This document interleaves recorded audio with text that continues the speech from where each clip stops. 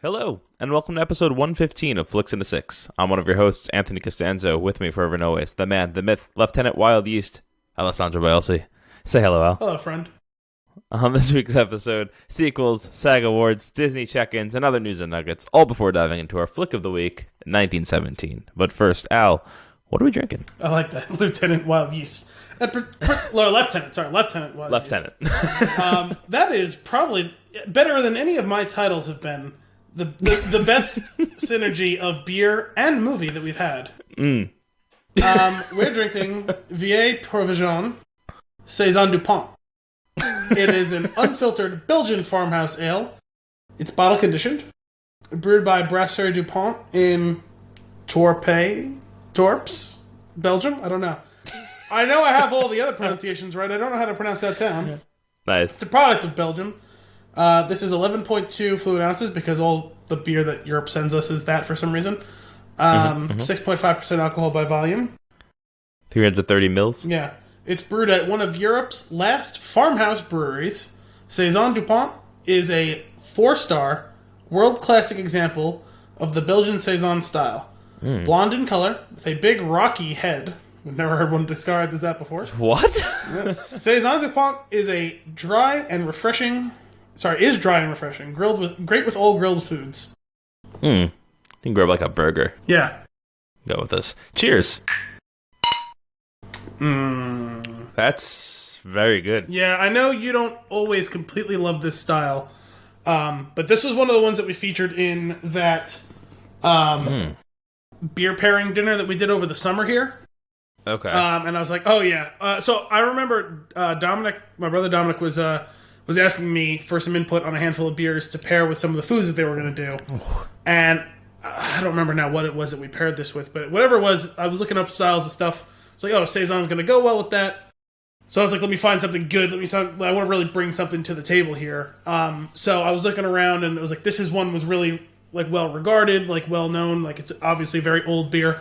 I was like, okay, let me see if I can find that around here. And thankfully, the beer world near me had it, and I was like, I literally got the last one.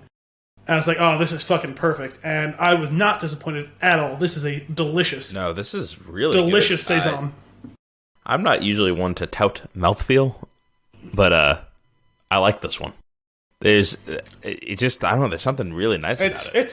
It's silky smooth. Thankfully, it does not, the mouthfeel isn't rocky, which is good, even if the head may be. Yes, I got it. Nice. Yep, you did. I'm tearing up. Oh, no. That's fine. It's crystal. We have fun. It's crystal clear when there isn't a lot of sediment floating around. I poured it too aggressively. Since it's bottle conditioned and from ye olde, well, not England but Europe, there's a fair amount of sediment at the bottom. But I don't think this is one of the old beers like we mentioned in the past. No, I don't think I necessarily bought it out of like its time, but well, if the number on the bottle is any indication, it was 13-15. So back when there were more months in the year, and then in 39. So maybe a long time ago. In a galaxy far away. I don't know. I just like, why print anything at all? Yeah, I don't know. All I know is this is delightful. No, it's really good. Yeah, you're right though. Like, this is usually not my cup of tea, or glass of beer, but this is actually one of these done right because I can appreciate what's going on in the glass. Yeah, it's funny because it's got all the things you'd want. It's got that little bit of banana to it. It's got a little bit of clove, but not too much. It's got all of that. It's not. It does taste like it's got the wild yeast going on, but it doesn't taste too sour. As some of them can kind of run away with the sourness. I think that's usually what gets me. It depends because a lot of the ones that you'll have kind of conventionally in the U.S. don't actually get too sour unless they like are going balls to the walls to that farmhouse style, like full blown open fermentation. The thing that bothers me usually is when it tastes how I could only describe as yeasty. Like, it tastes like fresh dough smells. and I don't like that. See, I don't mind it as long as it doesn't have a ton of it in it, like from the bottle. You know what I mean? Where because it's the bottle condition typically, especially for this style. I'm sorry. This is real. Like this is really Yeah. good. No, this is a textbook example of this style. Well done. Seriously. Oh my. See, that's what it is. You got to find. Only gonna knock. What's that? I'm just gonna knock the bottle art though. The bottle art is a little rough. Here's a deep cut. I'm really hoping that you've played this game and you can get this reference. Did you play Mario Golf on the Nintendo 64? Once or twice. Okay, so I don't know if you remember it at all, but there's a mini golf mode. Okay. And it's 1 through 18 are the courses, like they're shaped like the letters. And this looks like the first course. It was like the same crappy tiled color. Like it looks like bad graphics from an old video game. That's what's on this bottle. I mean, it looks like it's trying to be a throwback. Yeah. So it's got a very retro styling to it. The font is not retro enough, though. Well, it's French. It's very French. It's the got main like that, font. like it's got that like European like script. No, the script is good. The script works. Oh, it's the block letters underneath it. Yeah, that's what takes away. Okay. But no, this is really, really delightful. See, that's what you have to do. Not go out of my way to buy one. What's that?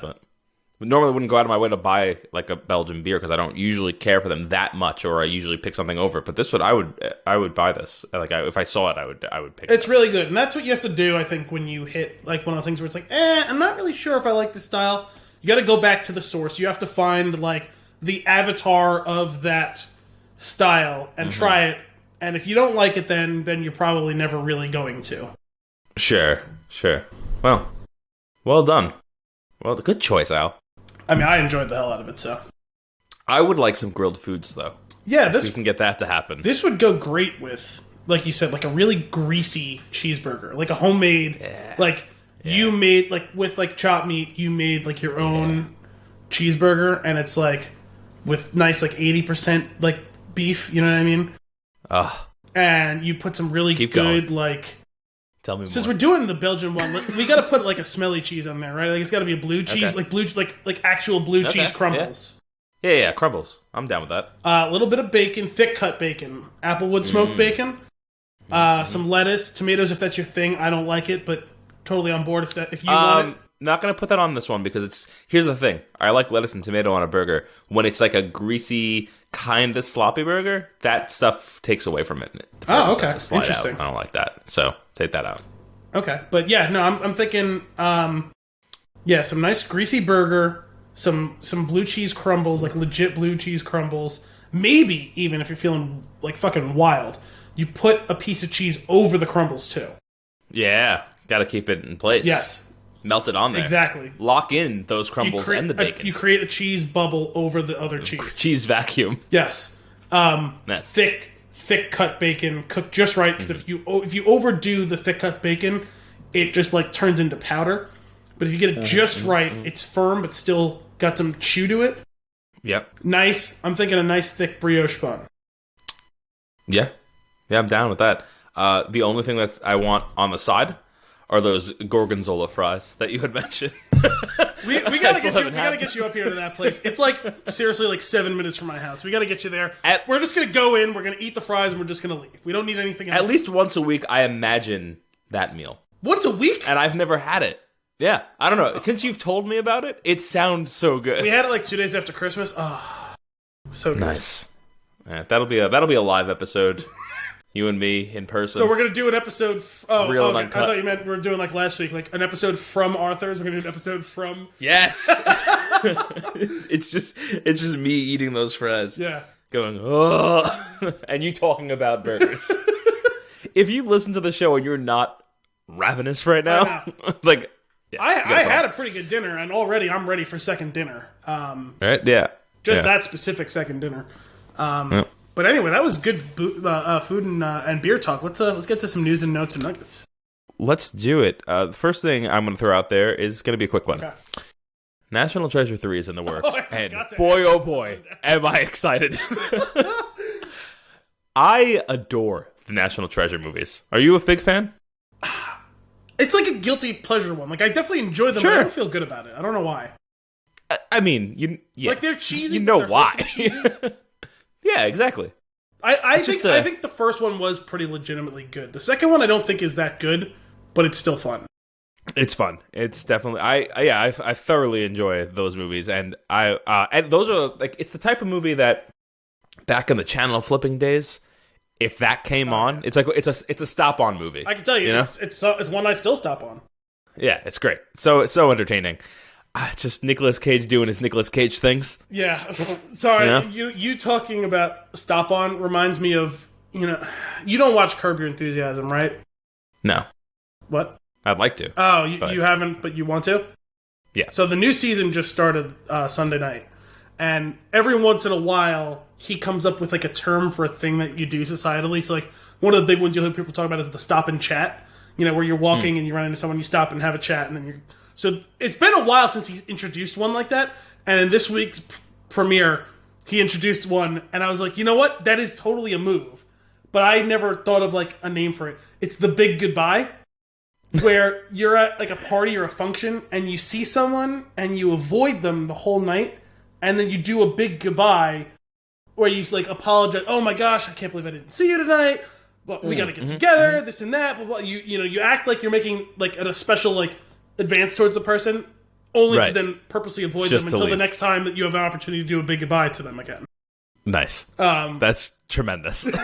And you mentioning doing a stop on, that reminds me of like the stop and chat, the big goodbye, the accidental text on purpose. That was another one that he's done in the past. Where you accidentally text someone with information that is flattering to you or to them, but you act like you're meaning to send it to someone else.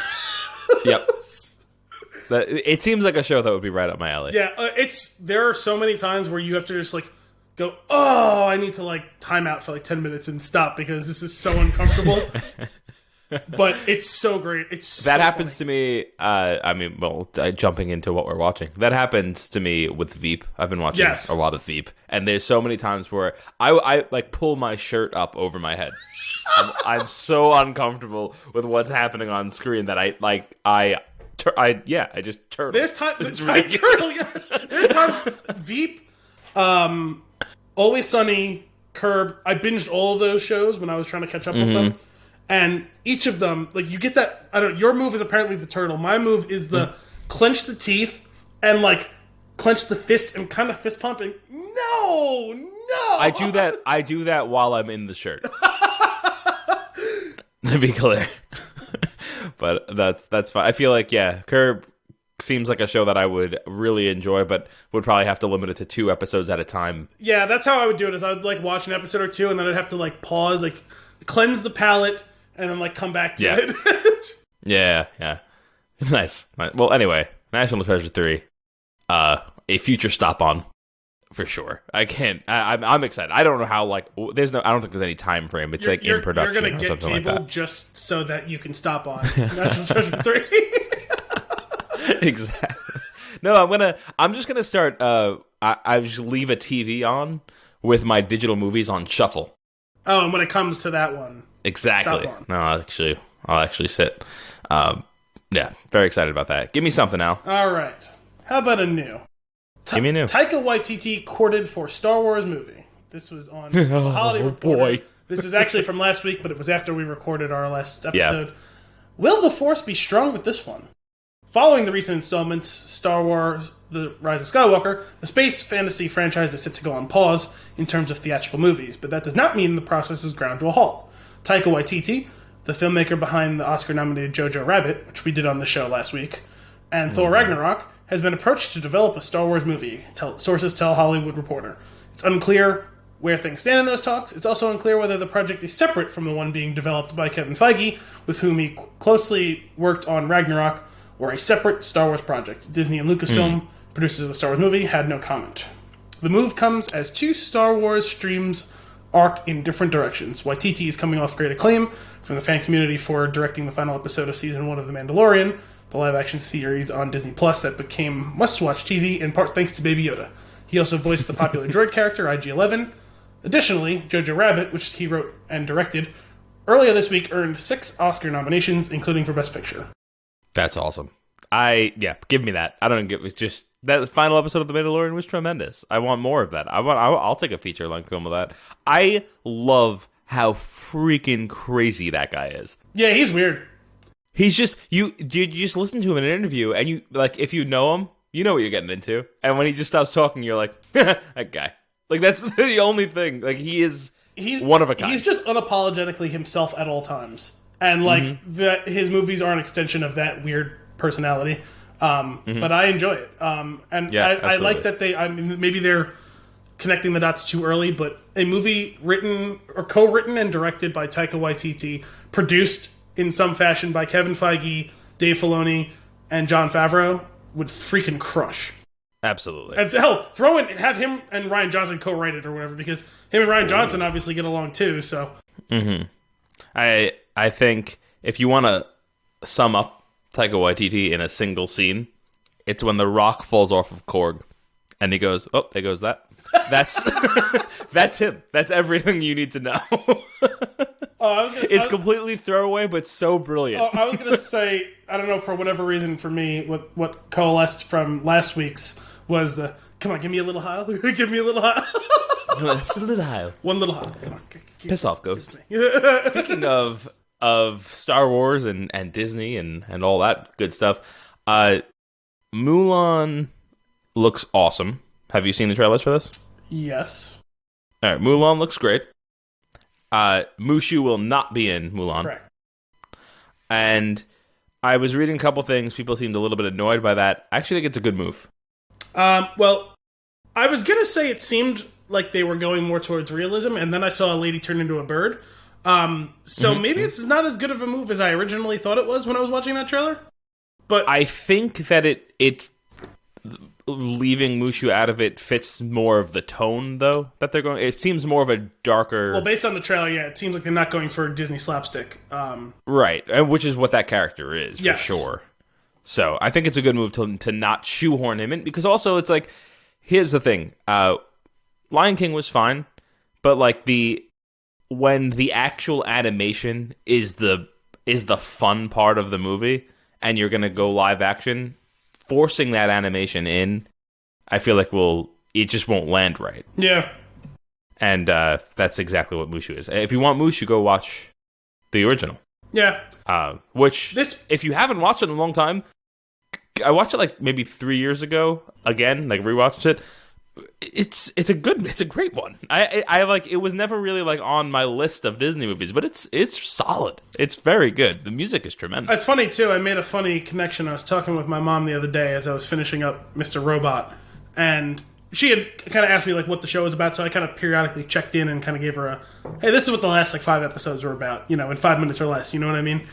And so like I was talking about the end of the show. I was like, you know, it really at the end was funny seeing B.D. Wong, who voiced Captain Shang in Mulan, who was the commander of a woman pretending to be a man soldier, to then go B.D. Wong rather, then going to play White Rose in Mr. Robot, who is a man who feels that she is actually a woman in real life. It's like a weird, like full circle thing that's come around with that. Is like, you know, what are the chances? And what this show brought to my attention was he's actually a really good actor. Yeah. And I feel like we missed, like, it's been, 25 years since the first Jurassic Park? We missed out on him not being more of a lead, or I'll say an important player. Maybe he doesn't have the strength to carry things, right? But, you know, to be... more of a Hugo type? Yeah, to be like character actress Margot Martindale, just peppered in throughout things, and give his, like, weight and gravitas, too. He's a good actor. Yeah, he is. And I didn't know. I had no idea he was in this show, and he became one of the main characters in this show. He's really good in it. We'll get more on that later. I had said a Hugo type, so I'm gonna jump off from there. I just saw it today. Yeah. Matrix 4 news. This is from Sandy Schaefer Screen Rant. I feel like it wasn't Sandy when I wrote it down. So that might be wrong. I think it might have been autocorrected, but whatever. From Screen Rant, Hugo Weaving says he received an offer to reprise his role as Agent Smith for The Matrix 4, but scheduling conflicts prevented him from accepting. It's kind of a bummer. It sucks. I read that story, and it sounds like he legitimately wants to and just literally can't.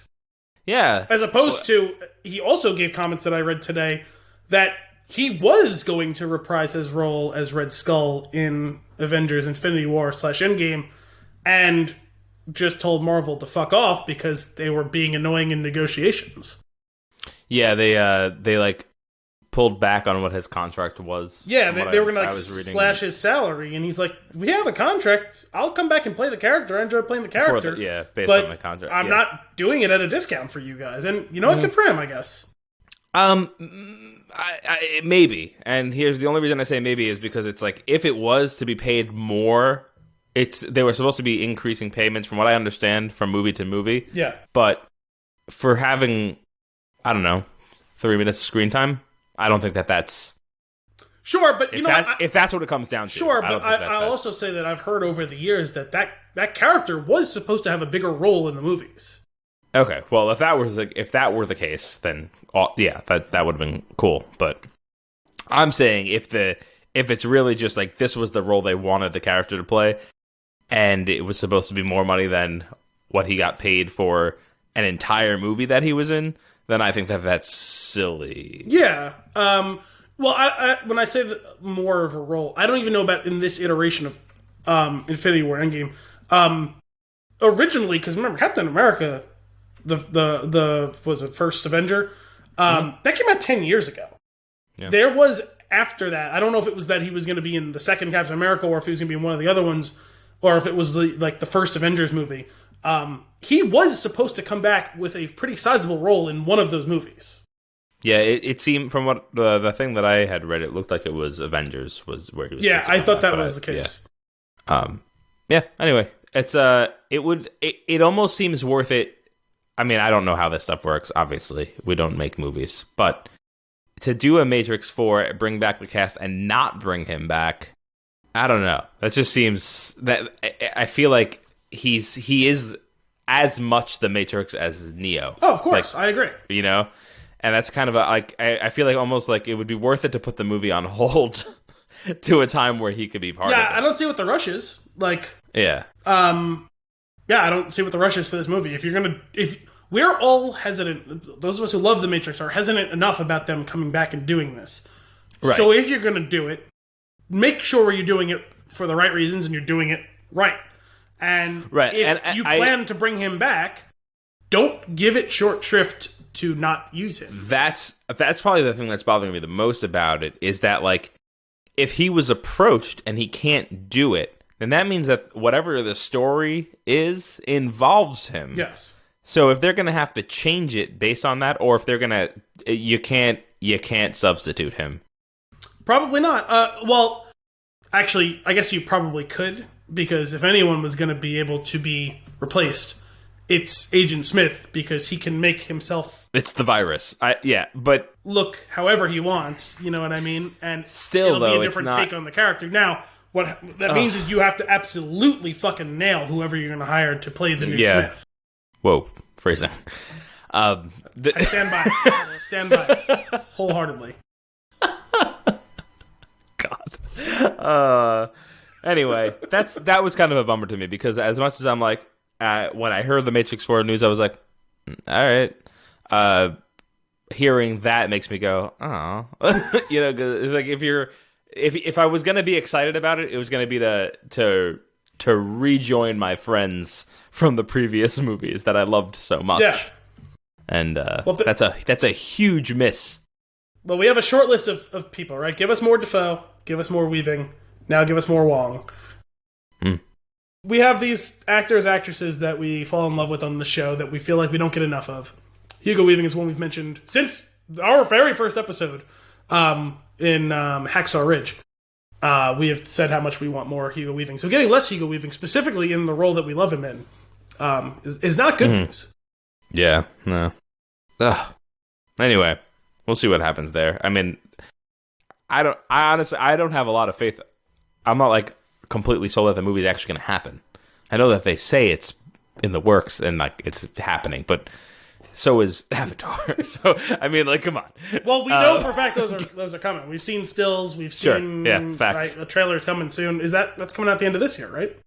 Is it I really? think so. That's insane to me. I think so. I'm gonna have to rewatch Avatar, aren't I? Yeah, I mean, it's been a while since I've seen the whole thing. That's usually a stop on for me. Here's the here's the thing with Avatar. This is a little history of physical media. Obviously, I liked Avatar. I know people had a lot of problems with it. I enjoyed it. Whatever. We're not going to get deep into that. Maybe we'll do an episode on it one day. But Avatar was a movie that I believe I had on DVD. If I look deep enough, it's probably in there. I then probably watched it 1 or 2 times, having owned the DVD. Then when Blu-rays became a thing, bought the Blu-ray because, I mean, come on. Like, what kind of a movie? Like, this is like the perfect movie for a Blu-ray. That was one of the first Blu-rays I bought, yeah. I bought the Blu-ray. It's very possible. It's very likely that I never actually watched the Blu-ray. I bought it with the intent to watch it. You know what's funny about that? And now I want the 4K. You know what's funny about that? Today I was thinking back to our conversation last week because I saw that Spectre was available. And I'm going to watch it hopefully this week. Because we were talking about last week how I was like, okay, like we're kind of excited for No Time to Die. I barely remember watching Quantum. I watched it while packing. Right. And you were turned around and you said, I think I own this. And I turned around and you said, I do have it over there. And I was thinking about it today. How many of those movies on your wall have you never actually popped into a player and watched? 3. Only 3. 3 that I am certain of. Okay.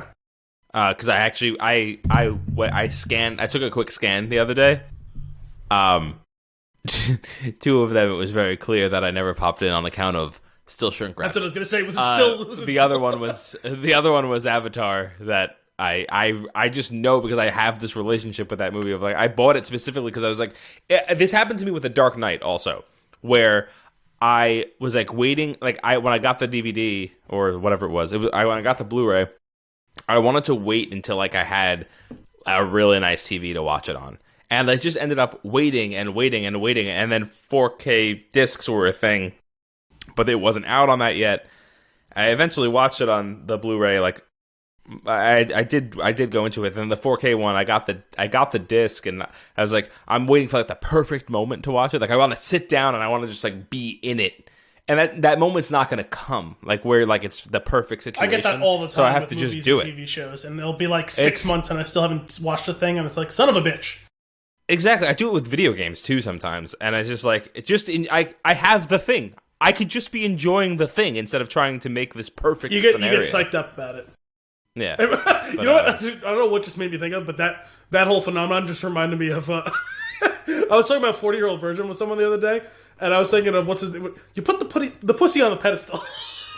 And that's what you're doing. You're putting the movie or game or TV, you're putting it on a pedestal. Like, it's got to be perfect. The whole experience has to be ready. It has to be right. Everybody keeps saying that. What does that mean? That's a great movie. That's a movie that I have seen way too many times. It's a movie that I've seen a lot of times. Not any times recently, because the only time I ever think it's on it'll be on FX. It's like, you guys cut out all of the best scenes in that movie. I'm not going to watch it in those circumstances. Yeah. I'm not getting anything. Best scene in that movie is no. We just planted the seed. Now what do we do? Wait for the seed to grow into a plant, and then what? Then we fuck the plant. It's such a great. It's so that ridiculous. One's great, but my favorite scene is when he's getting waxed. Yeah, which they cut out of all of it basically on FX. Which they have to. He screams. Oh, nipple. That's the thing. He screams nipple fuck at the top of his lungs. So. That movie is ridiculous. He's Steve Carell is a treasure. Yes. Much like Gary Cole. Yeah. Much like Gary Cole. My God, is Kent a tremendous character. He really is. Ben is my favorite, but Kent is a close second. See, where are you? You're in the fourth season?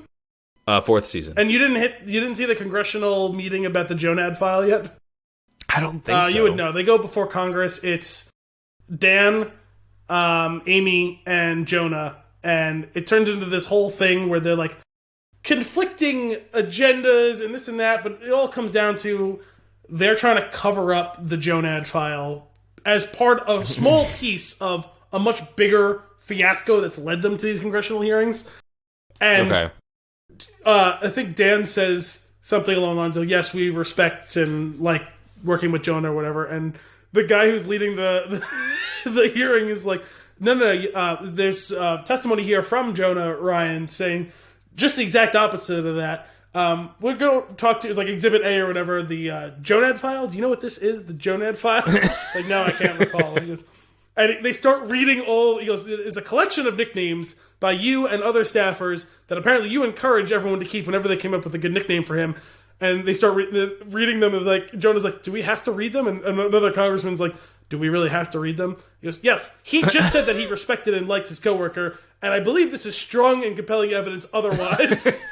And they read off like a list of like 30 horrendous nicknames about him, and that was one of the ones I sent you, the Cloud Botherer. I like that one. That's fantastic. I will say, for those of you who have not watched Veep, it's worth it. I'm not like, when I sit down, I enjoy it, and I end up watching like 3 or 4 episodes. But I think like I'm not like itching to go put it on right now. But it is very good. There's a lot of clever writing in it, which I appreciate. It's so much, and that's why I said like if you like that, you like Death of Stalin, and vice versa. Like, yeah, I'm up to this tremendous situation where Patton Oswalt is sexually assaulting Joan, or it shouldn't be like, it's not something that you should say and then laugh at, but the way that they execute this whole situation is hilarious. Part of it is just the visual, like, because he's like a foot and a half taller than Patton Oswalt. Right. And he just walks in and grabs him by the junk.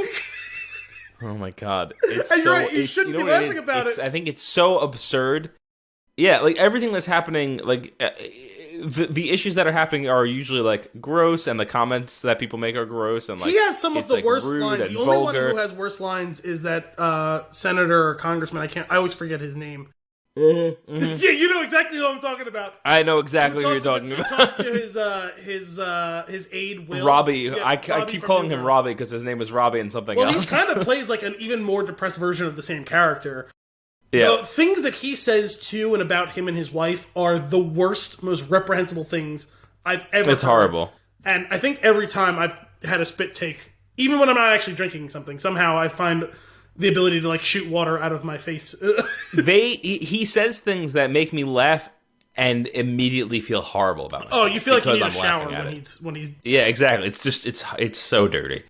Oh my god. But, all right, give me something else. What do you got? Let's move on. Just one final thought on all of that. I started his Armando Iannucci's new show started also before Curb on Sunday. It was Avenue 5, that show with Hugh Laurie, who's obviously on Veep on and off a lot. And there's another the other guy, the guy we were talking about who you like from Silicon Valley, who I said, he's in the league. He played the worst guy ever in the league. It looks like he's going to be one of the leads on this show as well. He plays like a customer service rep who does not have any ability to service the customers. Also, if I'm thinking about the same guy, also dates Amy. Yes. And okay, cool. I want to make sure I'm on the. Yeah, he was much less hateable in that show, but still kind of annoying. Oh yeah. Okay, always. let's get something fun and positive. So, are you aware that Subaru fucks? I'm sorry. Are you aware?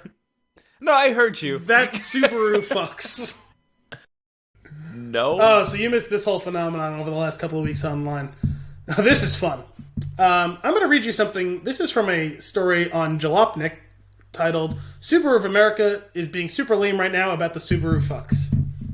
Last week, the world was made a better place when the Subaru Forester Ultimate Customized Kit Special Edition. No! Also known as the Subaru Fox, was unveiled at the 2020 Singapore Auto Show. That is fantastic. While I'm reading this, can you look up Subaru Fox on your computer? Because you're going to see it. Sure. Like, how did no one see this? Jokes were made, laughs were had, it was a good time. And then I woke up today to see Subaru of America had done some heavy apologizing over the weekend. Subaru of America apparently took it upon itself to send out an apology note to its dealerships on Friday, reports The Drive. The outlet obtained the note from an anonymous tipster, but we've copied it below. Dear retailer, yesterday afternoon we learned about an unfortunate situation related to the name given to a special edition Forester by an independent distributor in Singapore. We want to make sure that you and all your customers know that Subaru of America and Subaru Corporation had nothing to do with this. We apologize for any negative feedback this may have caused. SBR has had the name removed from the car at the Singapore Auto Show. We worked very hard to build a strong brand image for this company, and the naming of this vehicle in no way reflects the values and standards we hold true. Furthermore, we will always do our best to protect our brand's integrity. This vehicle was created by the distributor for the Singapore Motor Show, and it goes without saying that this car will not be available in the United States market. Okay. No, this is ridiculous. I'm looking at the letters are highlighted! It's insane. They're capitalized, bolded, and highlighted. Yeah. So the person that did this, do you think they're having like a crisis and they're like on their way out? No, what happened is Singapore Motors did this, and they don't have native English speakers there, obviously. And so they didn't realize what they're doing. It feels like, I don't know, I feel like somebody knew. Someone did know. You know what? Someone knew as soon as they walked out on the display, because if you look around, there's a video of a dude frantically scraping the letters off of the floor next to the thing. The person printing the thing is printing it and going, that's funny. There's a picture of the Subaru Forester Ultimate Customized Kit Special Edition, and on the floor is the letters highlighted in green and bolded out in black and capitalized while everything else is regular case. It clearly says fucks in giant letters. It also, this is why I'm saying that somebody knew that what they were doing, because Edition does not have a capital E. And it's not on the same line and is not exactly. There was another plate of glass with like frosted like etching letters, like laser like engraved letters, where F-U-C-K-S, those words weren't in a row. It still clearly reads fucks. But when you're in a foreign country, if you don't have native English speakers in charge of this, these sorts of things slip through the cracks. And then when someone finally sees it, they go, oh, fuck. The Subaru fucks cannot be something we display. And there's a video, it's like an 8-second video of a guy furiously with like a chisel scraping the words up off the floor so that no one sees the Subaru fucks. So good. That's so tremendous. This is amazing. This is just like, oh my god, miscommunication is just beautiful. This is wonderful. This is so innocent. So I'll tell you, it is not. I'll tell you how I experienced this. Like a week and a half ago, or maybe 2 weeks ago now, I was online and I saw jokes on Twitter about Subaru's fucks, and I was like, what does that even mean? So I looked it up online and I saw the picture, and I almost dropped my phone. And then I forgot about this joyous day for about a week. And then I saw the official, I was wondering if it was a joke. I saw that it said something about Singapore. I was like, wow, that's funny. Completely forgot about it. Like a week later, I saw the statement online from Subaru, and I was like, oh my god, it was a real thing.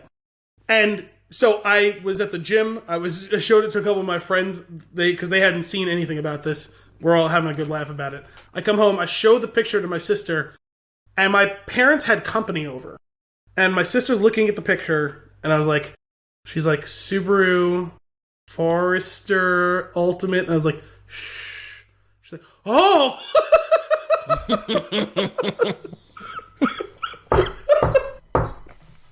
That's awesome.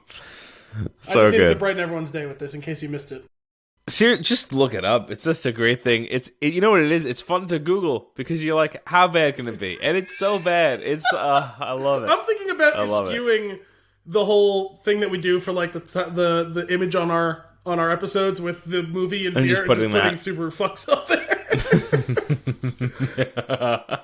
Oh man, that would totally be worth it. Here's a nugget. IGN's Max Scoville tweeted something out the other day that really just I for whatever reason, there's sometimes I'll find something to be really funny, knowing that it's not that funny, and I'm laughing out loud because it's for whatever reason. It just, you know, when something just tickles you. Yes. Like, so he this was his tweet. PSA, True Lies, which has been unavailable for streaming, purchase, or rental and is inexplicably not on Blu-ray, is on HBO now. Sorry, I just really like True Lies and have been trying to rewatch it for like 2 years. He rides a horse on an escalator and flies a Harrier jet. And that is, first off, that should be the IMDb synopsis of that movie. One. Yeah. Two, it dawned on me after reading that how long it's been since I've actually seen True Lies, and that is absolutely going to be added to the short list of movies that we pull from when we don't have a new release to go to. Let me just tell you, that is beyond a stop on for me. That's a drop everything you're doing and watch on right now. That's a give me the goddamn page. Yeah. I love the movie so much. It's pathetic. Moving on, what do you give me something else? Okay. Twitter account for Peacock TV. Oh god. I know Brian really enjoyed this. I can't remember if you really had any thoughts on this. So, Peacock is a thing. It's going to happen. It's the NBC streaming service. I don't know why everyone needs a streaming service. I especially don't know why HBO needs a streaming service. I don't even want to It's offensive to me. You have HBO Go, HBO Now. Max. Why do you need a fucking standalone service? You already are a standalone service. 'Cause It's just bullshit. Put the shit on your HBO app. People already buy it as its own service. Who have no cable or anything, buy HBO Now. Why do we need HBO Max as well? Right. Raise all of our fucking rates $1 a month. Whatever. Yeah. NBC has a streaming service called Peacock. Their Twitter account is up and running, even though the account, like the streaming service isn't actually available yet, right? It's soon.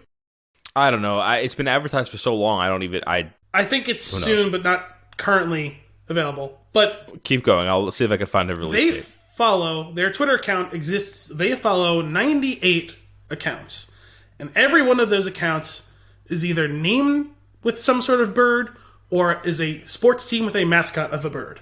They follow Jason Segel, Tony Hawk, the Audubon Society, Allison Peacock. I don't know who that is. She's the CEO of Chartered College of Teaching Charity. Counting Crows, Penguin Books, Big Bird from Sesame Street, the Philadelphia Flyers, the Cornell Lab, which is at Cornell Birds, Brad Peacock, a relief pitcher for the Houston Astros, Dove. Okay, all right. Chris Anderson, the basketball player who's known as Birdman. All of... Oh my god. So every single person they follow. Yes, every one of them. Fits into this. That's tremendous. It releases on July 15th. Yeah, I knew it was sometime in the coming months, but I wasn't 100%. I don't think I've ever known a streaming service to be teased for this. No, I don't either. Especially to have, like, a Twitter account for 7 months before it exists. What are they gonna have? What do they have exclusive? I'm assuming so. Everything NBC will be on there. Let's see. Hundreds of movies. Yeah. Cool. So anything Peacock Originals, Saved by the Bell. Peacock Originals, Saved by the Bell. Oh, okay. I was going to say, any of those movies that are, was NBC is owned by Viacom, is that it? Or, no, Comcast. Comcast, that's, maybe they're all part of the same branch, I don't know. But any of the Comcast, NBC, I think Viacom maybe, or Paramount, something like that. There's that whole branch of movies that's like not owned by Disney, which owns everything else now, and Time Warner, which owns the rest of it. There's basically 3 places that make movies now, and then A24. Right. How much is Peacock going to be? I don't know. Too much. Whatever it is too much. They follow Robin Wright. Peacock. It's free as a bird. I can't. They follow the Dixie Chicks. Stop. Just don't. I see you. You have one. I know you have one to go with next. You bite your tongue. Sheryl Crow. Stop it. All right, that's the last one. Oh my god. Walter Matthau. Oh my god. That's ridiculous. Here's a stupid thing. There's a new Star Wars Rise of Skywalker TV spot. Have you seen it? Why? I don't know, but it shows Ben standing side by side with Rey, clearly standing off against something, and I'm like, that's the end of the movie? What are you doing? Yeah, that's, I mean, they've kind of been leaning that way for a while. It's weird that they do that, right? Like, the trailer well after the movie comes out, where it's like, they're just blatantly spoiling stuff, like, if you haven't seen it yet, someone's going to say it, and you're going to hear it. Right. You might as well see it here. If you haven't seen it yet, here's what happens. We'll throw you a bone. Like, what? It's ridiculous. Also, he disappears. Stupid. Give me Speaking of something. stupid, I guess you're probably better to talk about Perfect. this, and I'll just tee it off to you. Let's talk about all those game delays. Oh my god, everything? Yeah, well, because last week This happens every 6 months, I feel last like. week I put on here as soon as I start seeing things that I know should be on the news thing, I create my notepad to start putting. So I put on Cyberpunk delayed, and then 8 other games got delayed after that. Yeah. And Cyberpunk's the only one that I care a little bit about. So I'm guessing you care more about some of the other ones. I know Brian cares a lot more about some of the other ones. I was really, I'm really looking forward to Cyberpunk. It looks really cool. Yeah. I'm just more curious of just I mean, I guess there's probably a piece to this that, the corporate side of the house thinks is important. That, from what I can tell from consumers that I listen to and friends, don't actually care. Just don't tell me a date if you don't know. I don't care. I don't They definitely announced some of these dates too early. Sure, but there's the well-known one was recently The Last of Us 2. I think they announced it and then a week later pushed it off 3 months or whatever it was. At least 3 months, I think. Because it's right, because but it's just that. Why even say it? I don't know. I saw something about that the other day. I was like, fuck! I forgot that still isn't out yet. Because I remember 2 years ago, you telling me how excited you were for that game. Oh my god, it's so good! When you saw, I'm really excited for that. Was released, I was like, oh cool! I can't wait to hear if you enjoy that game. They could have made a whole other game by now since the announcement. Well, I don't know how. I'm a software engineer, and I don't know how it relates. What I do relates to how video games are made. I'm sure there's some corollary, but the long delay makes a lot of sense. If there's clearly they're not I feel like it seems like a lot of this stuff dates are given out without the team's consent. That's my guess for the long delays. Well, there's a lot of different things going on because when the long delay happens and the game is a year or so out, it's okay, fine, totally get it. You guys ran into a big problem you didn't expect. You're gonna fix it. Sure. That sounds like enough time to do it. Or when it's, oh guys, it's going to take a year longer than we expected. But the game is 2 or 3 years out on the horizon, right? It's one of those ones that has long development. They announced it, and then it's we expect it to be ready in 3 years. And then as you're getting to that, you've passed 2 years of the 3 years, and it's oh, we should start seeing a trailer or something soon. And then it's guys, we need to put it 1 year back. It's okay, yeah, you guys made a big, ambitious game. It's hard to do. Totally get it. When you're coming down to the game is supposed to be out in 3 months, and you're pushing it 3 or more months, you guys did something really wrong along this process.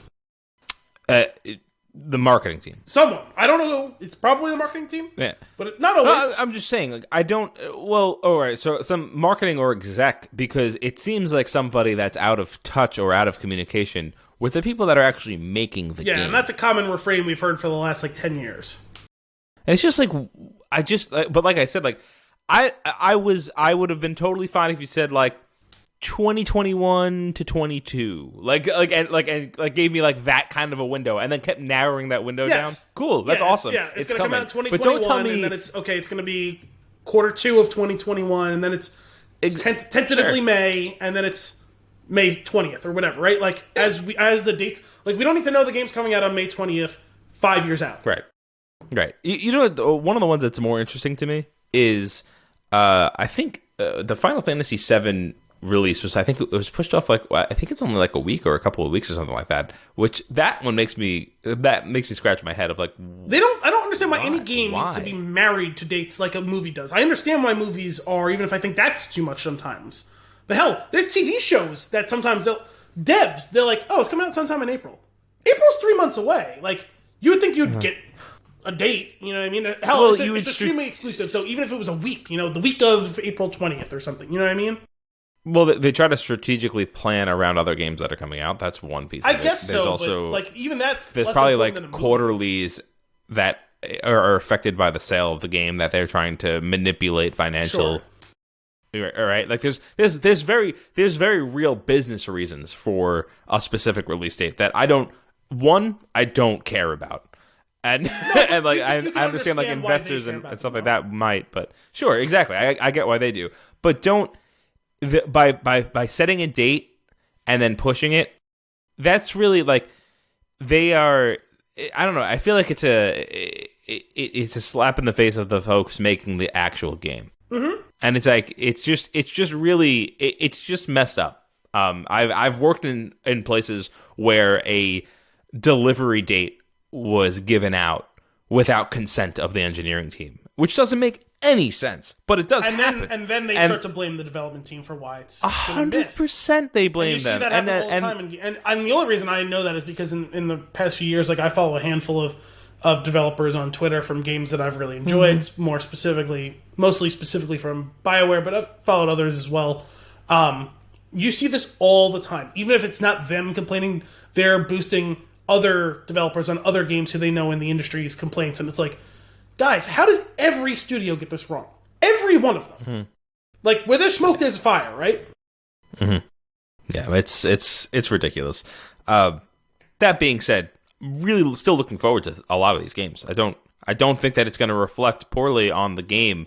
It's just the messaging is just bad. Yeah.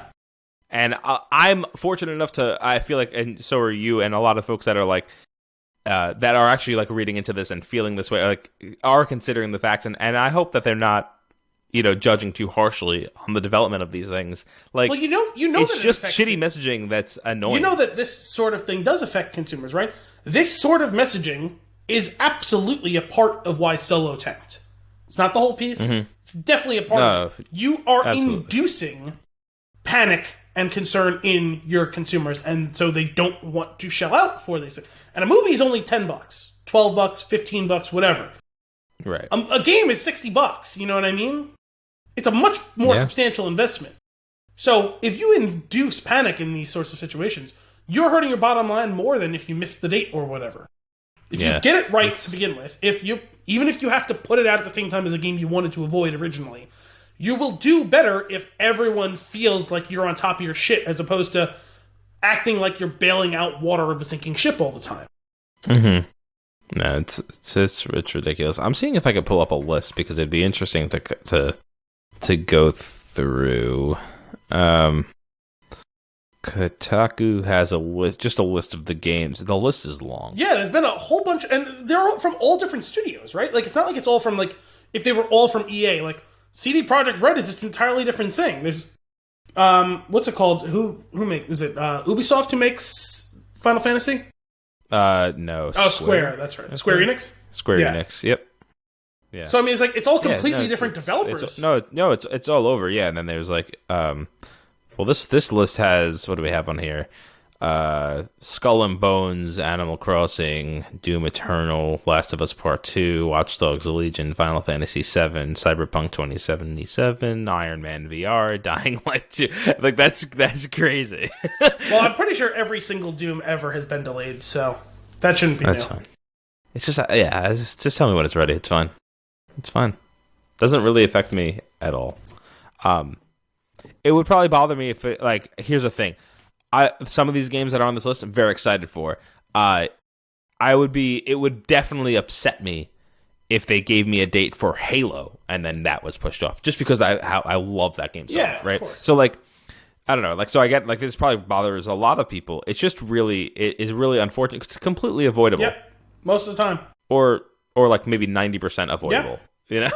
Like you said, if there's a situation where maybe in the last minute they realize something horribly wrong needs to be fixed, and they have to push. That also happens. Yeah. Fine. That's not what's going on here. It's like it's just being announced seemingly arbitrarily, and like, it's really stupid. I just don't understand it. Well, you'll see a game that quote unquote did it right, and it's only when there's not a lot of overhead, right? Something like Death Stranding. Death Stranding was announced ages ago. And it was like, oh yeah, we kind of think it'll be out whenever. And then it was like, as you're approaching that year, it's like, it's not coming out this year. And then it comes out like 18 months later. And it's like, okay, like, yeah, when we're done, it'll be out and you guys will know about it. And it was a huge event still, despite not having here's some random shit in the meantime. Yeah. Just to keep you hyped. It's great. Yeah, that's what teases it goes long. Here's a 10-minute trailer with Apocalyptica behind it. Like, okay. Yeah. It's a shame, but what are you gonna do? All right. Be How better. about some bittersweet news? Give me. Better Call Saul has been renewed for season 6, which will be Woo. its final season. That's okay. I'm okay with that. Sure. Well, that's why I said bittersweet. It's good because we know there'll be at least one more season after the season we still haven't even got to see yet. So 2 more seasons for us to watch. Oh, 5 hasn't come out yet. Okay, so 2. All right. This is on IGN from was it a couple days ago? AMC's Better Call Saul has been renewed for a 6th and final season ahead of its season 5 premiere. The announcement was, Cool. When is it? When is 5? I forget. Let me see if it's down here further. When does 5? Do I even speak? What is that? When does 5? Well, let me give you some quotes from Peter Gold. From day one of Better Call Saul, my dream was to tell the complete story of our complicated and compromised hero, Jimmy McGill. Now, AMC and Sony are making that dream come true. We couldn't be more grateful to the fans and critics who are making this journey possible. Next month, we start work on the 6th and final season. We're going to do our damnedest to stick the landing. Gold went on to say that season 6 will premiere sometime in 2021. Talked about the possibility for more spin-offs after El Camino was received well. I think you can put too much hot fudge on a sundae. I certainly don't have any plans to keep the universe going after this wonderful series ends. You don't want to drive it into the ground. Now, slightest bit of spoilers here about Breaking Bad characters making cameos in Season 5. While we're not sure how these characters will be featured, Gould did say that Dean Norris will return as Hank Schrader during episodes 3 and 4 of Better Call Saul Season 5. Yes. Stephen Michael Quezada will also appear as Steve Gomez. Gould declined to reveal if we'd be seeing other Breaking Bad characters in Season 5. However, he did confirm that Aaron Paul's Jesse Pinkman and Bryan Cranston's Walter White will not be making guest appearances. It doesn't say here when Better Call Saul returns for Season 5, but it's sometime in the next few months. It might be April? I don't remember. But I thought that was some cool news. I like to hear that. I like to awesome know news. that we have at least 20 or whatever more episodes. The probably. minerals, Marie. I doubt there'll be any mineral talk. If I can, 1 month. Oh, February. Okay. Yeah, February 23rd. Sunday. Yeah. Sweet. That's exciting. Ooh, I'm excited. I like that show. I love that show. I know Dominic is just finally getting... I know he watched the first season with me, and then so like the first episode or 2 of the second season, and for whatever reason he didn't keep up with it. And he's just been one of those things where it's like, oh yeah, I gotta get back into that, and then he's just like, fuck, I'm like behind 3 seasons now. So I think he's into the or actually he might have just finished the 3rd season. He might be on to season 4. So that's good. I love that show. It's great. Yeah, it's so good. I'm excited for the new season. There's a lot of new things coming out like imminently. BoJack is back really soon. There's something else. Oh, Curb just started. This new show Avenue 5 just started. Schitt's Creek is Better back. Call Saul just is about to start. Yeah, that's right. Schitt's Creek started a couple weeks ago. There's one other thing too. I don't remember what now. I was just thinking the other day. I was like, oh, that's coming up. Either like, Well, it's a lot of shows that are like entering the start of a season, and then everything else is coming back from their mid-season break. Yeah, which is like, then it's just like this whole winter season is like crazy TV shows. Oh, duh. This is the other thing that's coming back. It's one of my notes. Altered Carbon Season 2 is coming out February 27th. I forgot that was imminently coming back. I was thinking that was like later this year. And then all of a sudden I saw something today. It's like, Altered Carbon, February 27th. I was like, fuck, that's right. That's like right here. I like literally have heard nothing since they announced the cast of the 2nd season. Because they're doing it as kind of a semi-anthology. Which, due to the weird nature of that show, is something that they can pull off while still being inside, like very inside the same universe. And there are some characters returning, so that's cool. Anthony Mackie is going to be playing the lead. Takashi Kovacs, who was predominantly played by Joel Kinnaman in the 1st season, also played by another Asian actor whose name I'm not familiar with. I don't know if he's actually back in the 2nd season. You didn't see that show, right? No, I did not. That's a fun show. It is weird as fucking hell. I'll give it a shot. I'll give it like an episode and see if it hooks me. I'm not going to give it the benefit of the doubt of more than 1 episode, though. You're probably going to have to give it more than 1 episode. See, the thing is, I got too many things I want to watch. I'm not saying you have to give it a full season, but I know at the end of the 1st season, I was like, or at the end of the 1st episode, I was like, 1, I have no idea what the fuck is going on. 2, I'm not even sure if I intrigued by what's going on. And then after, I don't remember how 2 or 3 episodes, I was like, oh, there is stuff happening. Okay. And by the end of it, I was like, that was fucking ridiculous. I had a lot of fun, but holy shit, that was ridiculous. All right. I did just start watching Dracula. That was the one you mentioned last week. Yeah, I was the first episode. The episodes are like 90 minutes, and there's 3 of them. Yeah, that's right. Because I think I distinctly remember you saying, "Oh, it's not that bad. There's only 3 episodes. If I watch one, then there's only 2 more, even if I didn't completely love it." I said, "Yeah, but that's like a 3-hour movie's worth of thing I'm not sure about." Yeah. Here's the thing. I like what's happening in it. I like the take. The problem is the episode went on for too long. I don't usually complain about length of it's just it dragged in weird spots, like almost like I want to make this 90 minutes, but it's really only 60 minutes of material. The Walking Dead approach. Yeah, and then which is like you're on Netflix right now, so like what are you doing?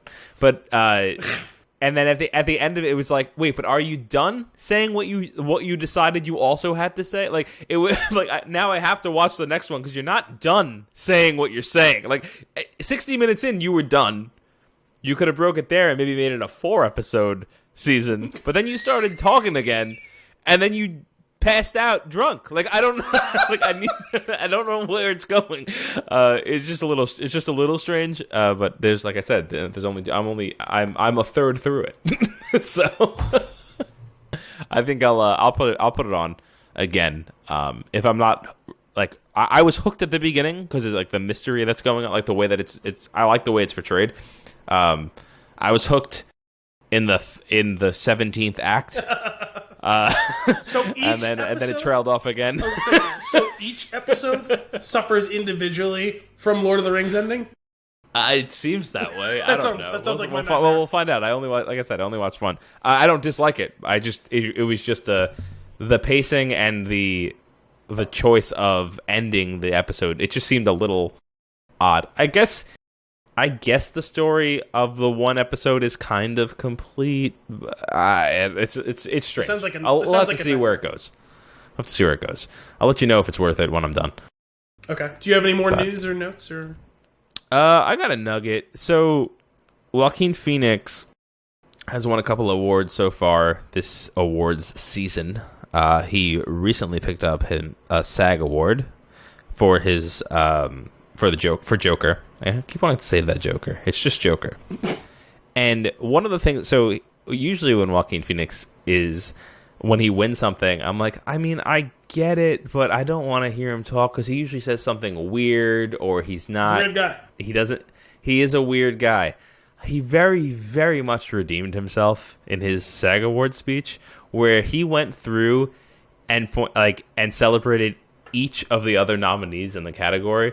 And then gave a heartwarming shout out to Heath Ledger at the end. Yeah, and I thought it was really touching, and I thought it was well done. Especially like he came across apologetic for some of the weirdness of what he's said before, and it was it was just kind of nice. It was a good retcon. And that reminds me, I saw the thing about I heard the quote that Brad Pitt had from his speech. About where he thanked the rest of the wonderful cast, the director, was it Margot Robbie's feet, Margaret Qualley's feet, Dakota Fanning's feet, and then when he said Quentin Tarantino separated more women from their shoes than who was it? I don't remember. It was good. He said he separated more women from their shoes than I don't remember what. I just remember hearing it. I was like, that's fucking funny. Let me see if I can pull that quote. It was good. That he just the man exudes cool. Yeah. From their shoes. I know. I was looking at Brad Pitt acceptance speech. Oh wait, I think I actually. What? Let's see. Oh no, I don't want the video. Let's see. Can you hear it? Oh god.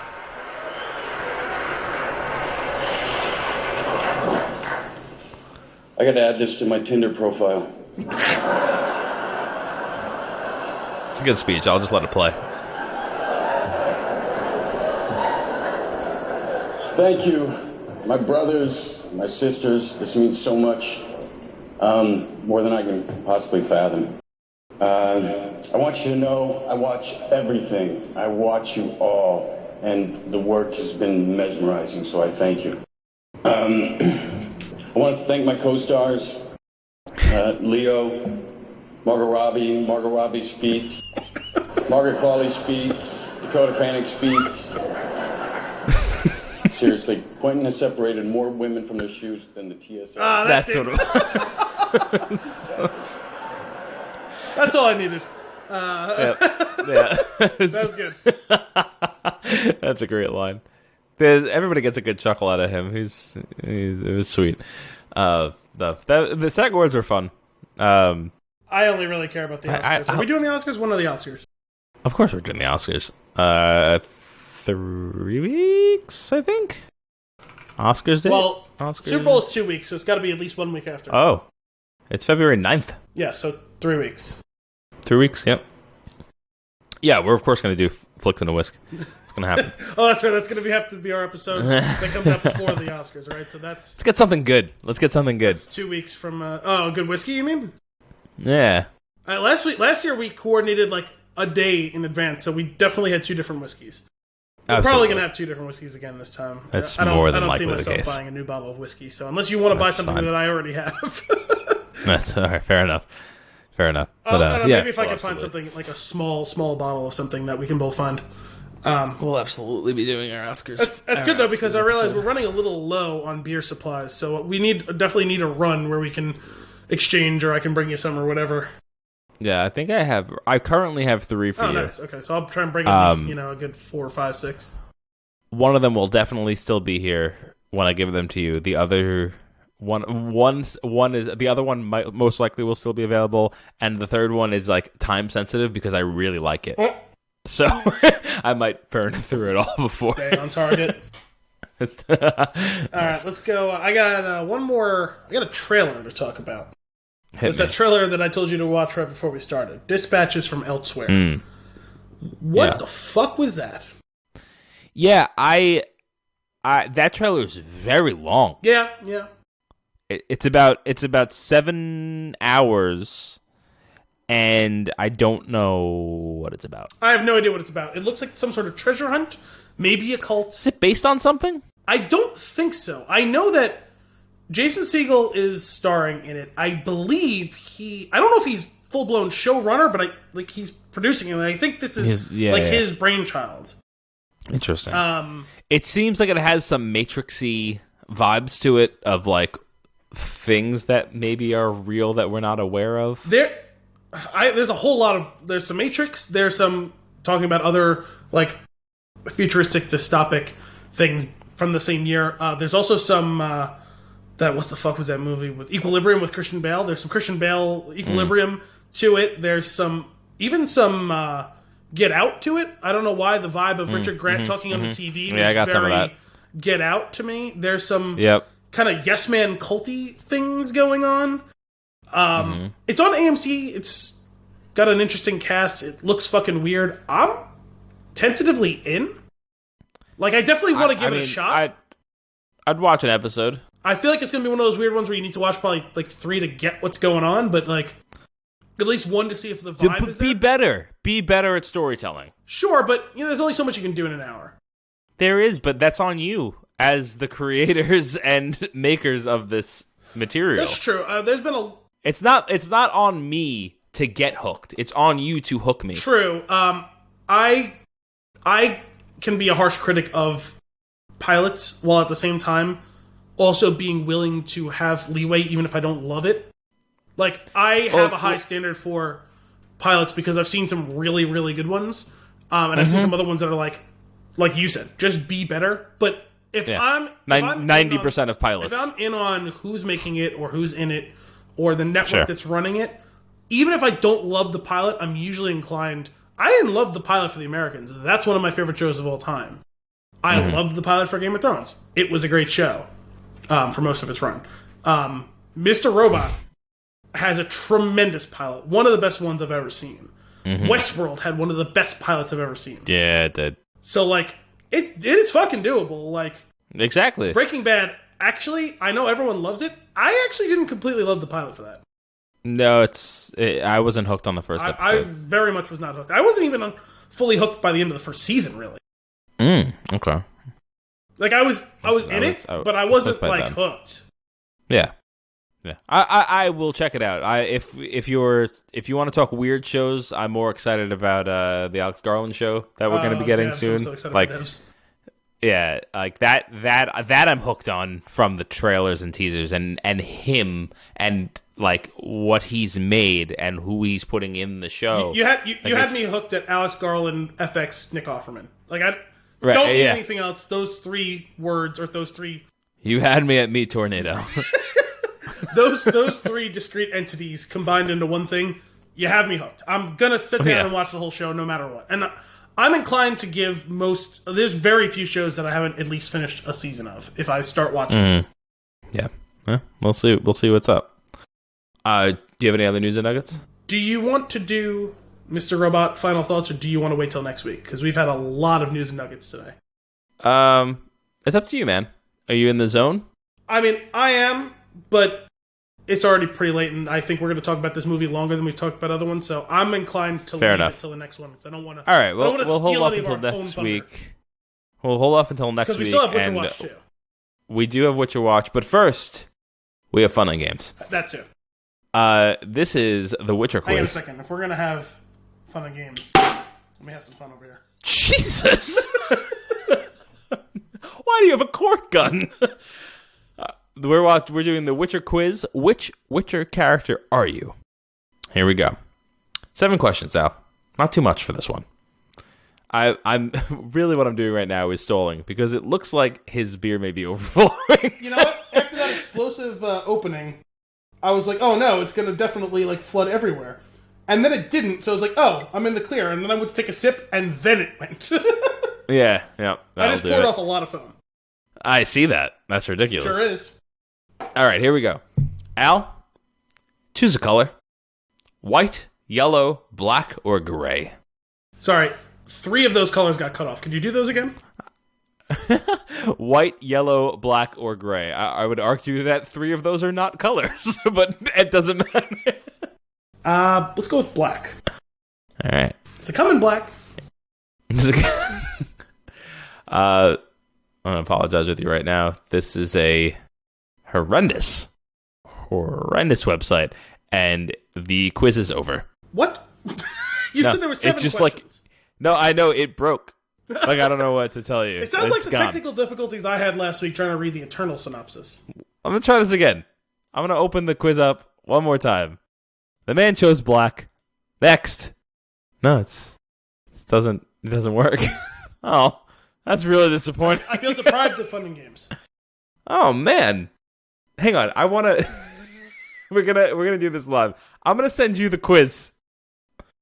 And you're going to try to run it and see what happens. Copy link. Send it to you. I just want to see if it breaks for you, too. This is horseshit. All right, send it to you in the chat. It's entirely possible it will. My computer has been acting very oddly for a lot of the past few months. Okay. The Witcher quiz. Which character are you? That one? Mm-hmm. Looks like I got like the main page. Oh, hang on. I'm on question 2. It finally loaded. Al. Yes? Choose an animal. Lion, wolf, dog, cat. The picture is a dog wrapped up in a blanket, just so you know. I'm going to go with wolf. Wolf. That's a good choice. I like the wolf. Hungry like the wolf after that burger talk. Choose a bird. Raven, why? What's with the birds today? Choose a bird. Raven, swallow, nightingale, eagle. Eagle! For anyone who's a fan of Scrubs. The Witcher quiz. Choose an age. Middle Ages, the Renaissance, 19th century, our time. Let's go with our time. It's our time down here. It's our time. Choose a city. London, Paris, New York, or Tokyo. New York. All right. Choose a gemstone. Ooh, ruby, diamond, sapphire, or emerald. Emerald. Choose a platform. Windows, Mac, Xbox, PlayStation. Xbox. What does this have to do with anything? How does this getting factored in? Those are also not fully related. Nope. All right, here we go. Who do you think you got? Um, I'm gonna apologize with you in advance. This quiz doesn't even tell me why. It just give me a picture. This sucks. Did it give you the name? I hope I'm King Aced. It gives me the name. No, who are you? King Aced. I wanted it to be Stragable, but it's not. It's your Siri. Your Princess Siri. I would have never guessed. Not in a million years.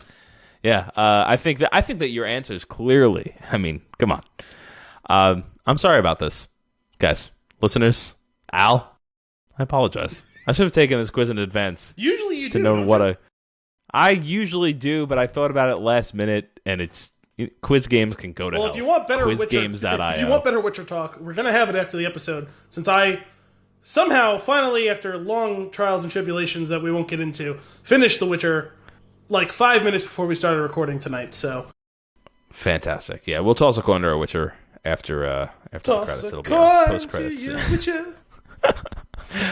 All right. With that, let us get into our flick of the week. 1917, released in 2019, rated R, with an hour and 59-minute runtime.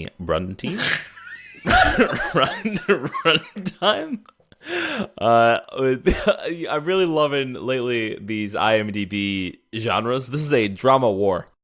Yeah, it's pretty dramatic. All right. Definitely. All right. 2 young British soldiers during the First World War are given an impossible mission: deliver a message deep in enemy territory that will stop 1,600 men and one of the soldiers' brothers from walking straight into a deadly trap.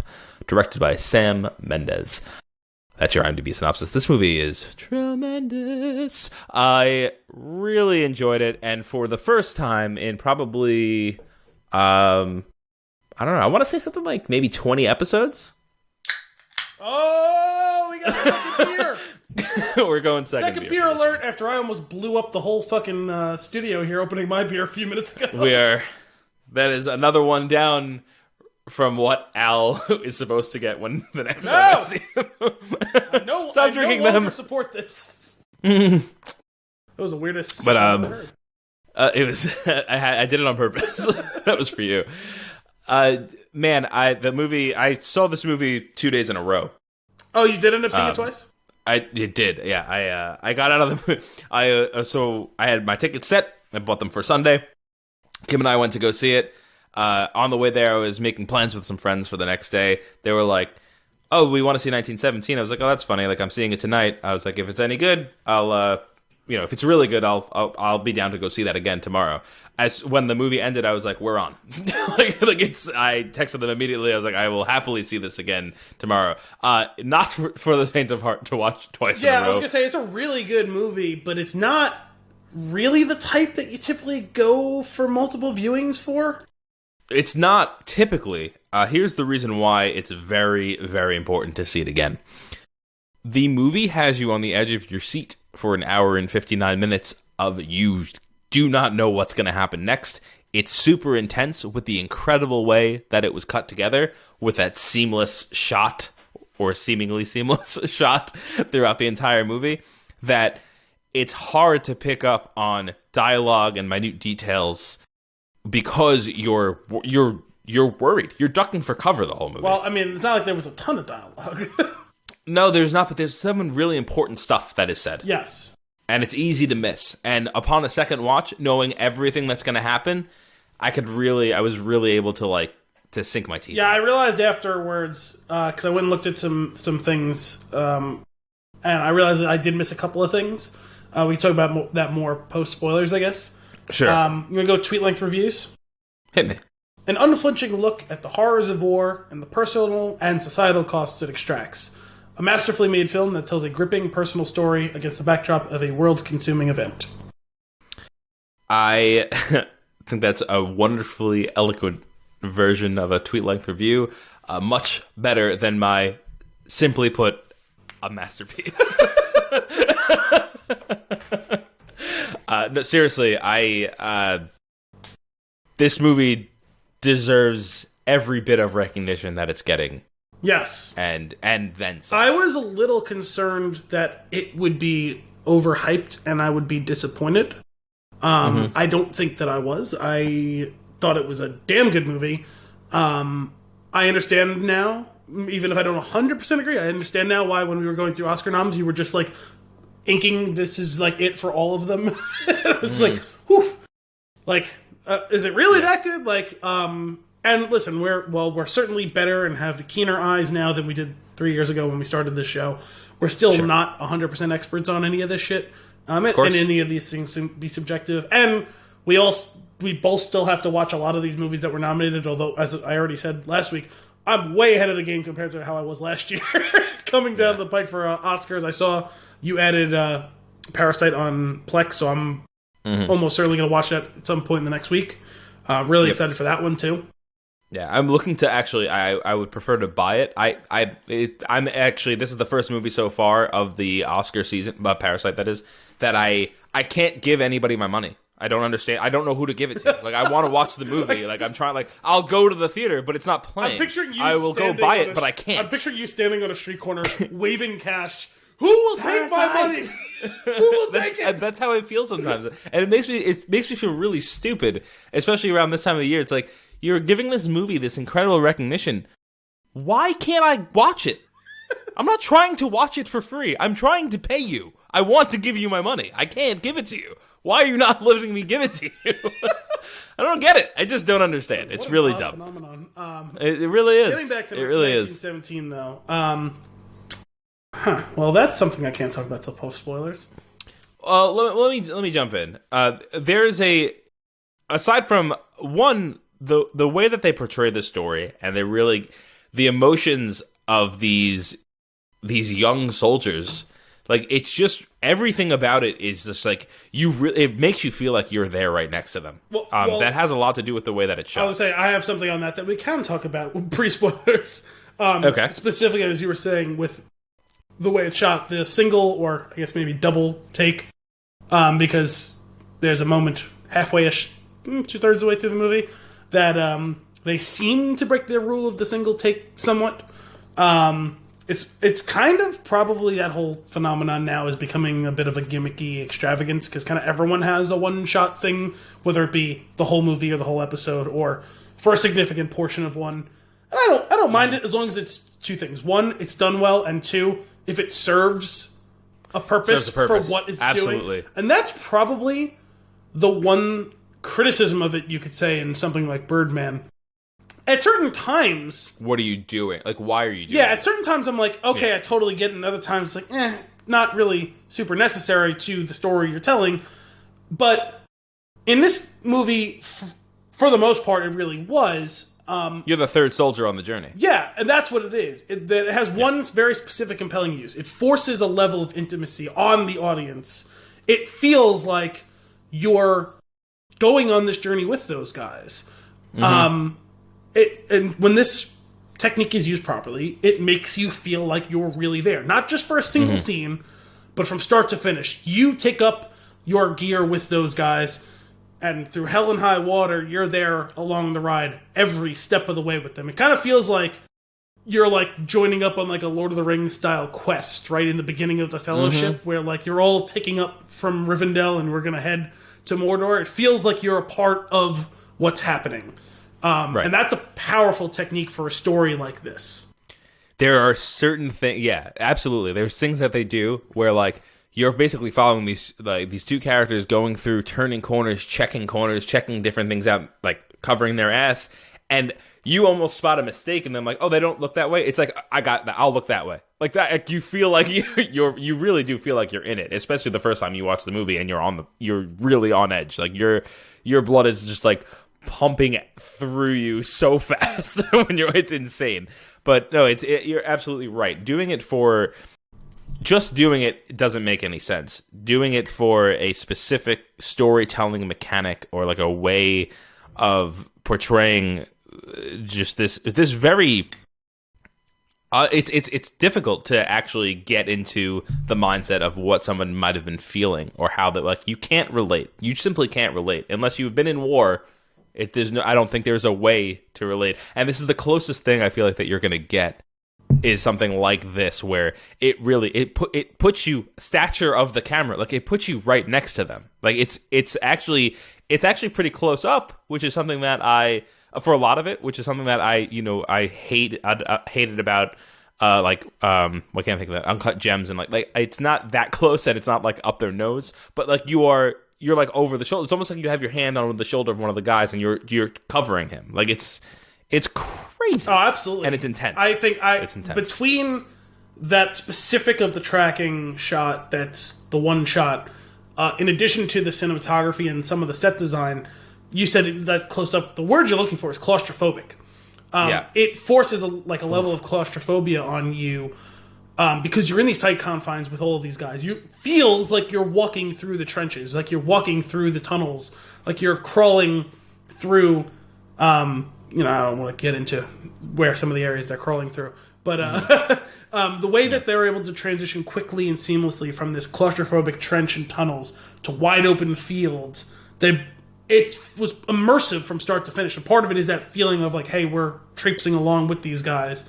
But it also, it gives you a real tangible sense of the time and the place and the situation, the gravity of what's going on around you. And also further, the color scale, it's shot in a very dreary, like drab color scale, which both for the consider they basically have just been caked in mud for months or years at a time.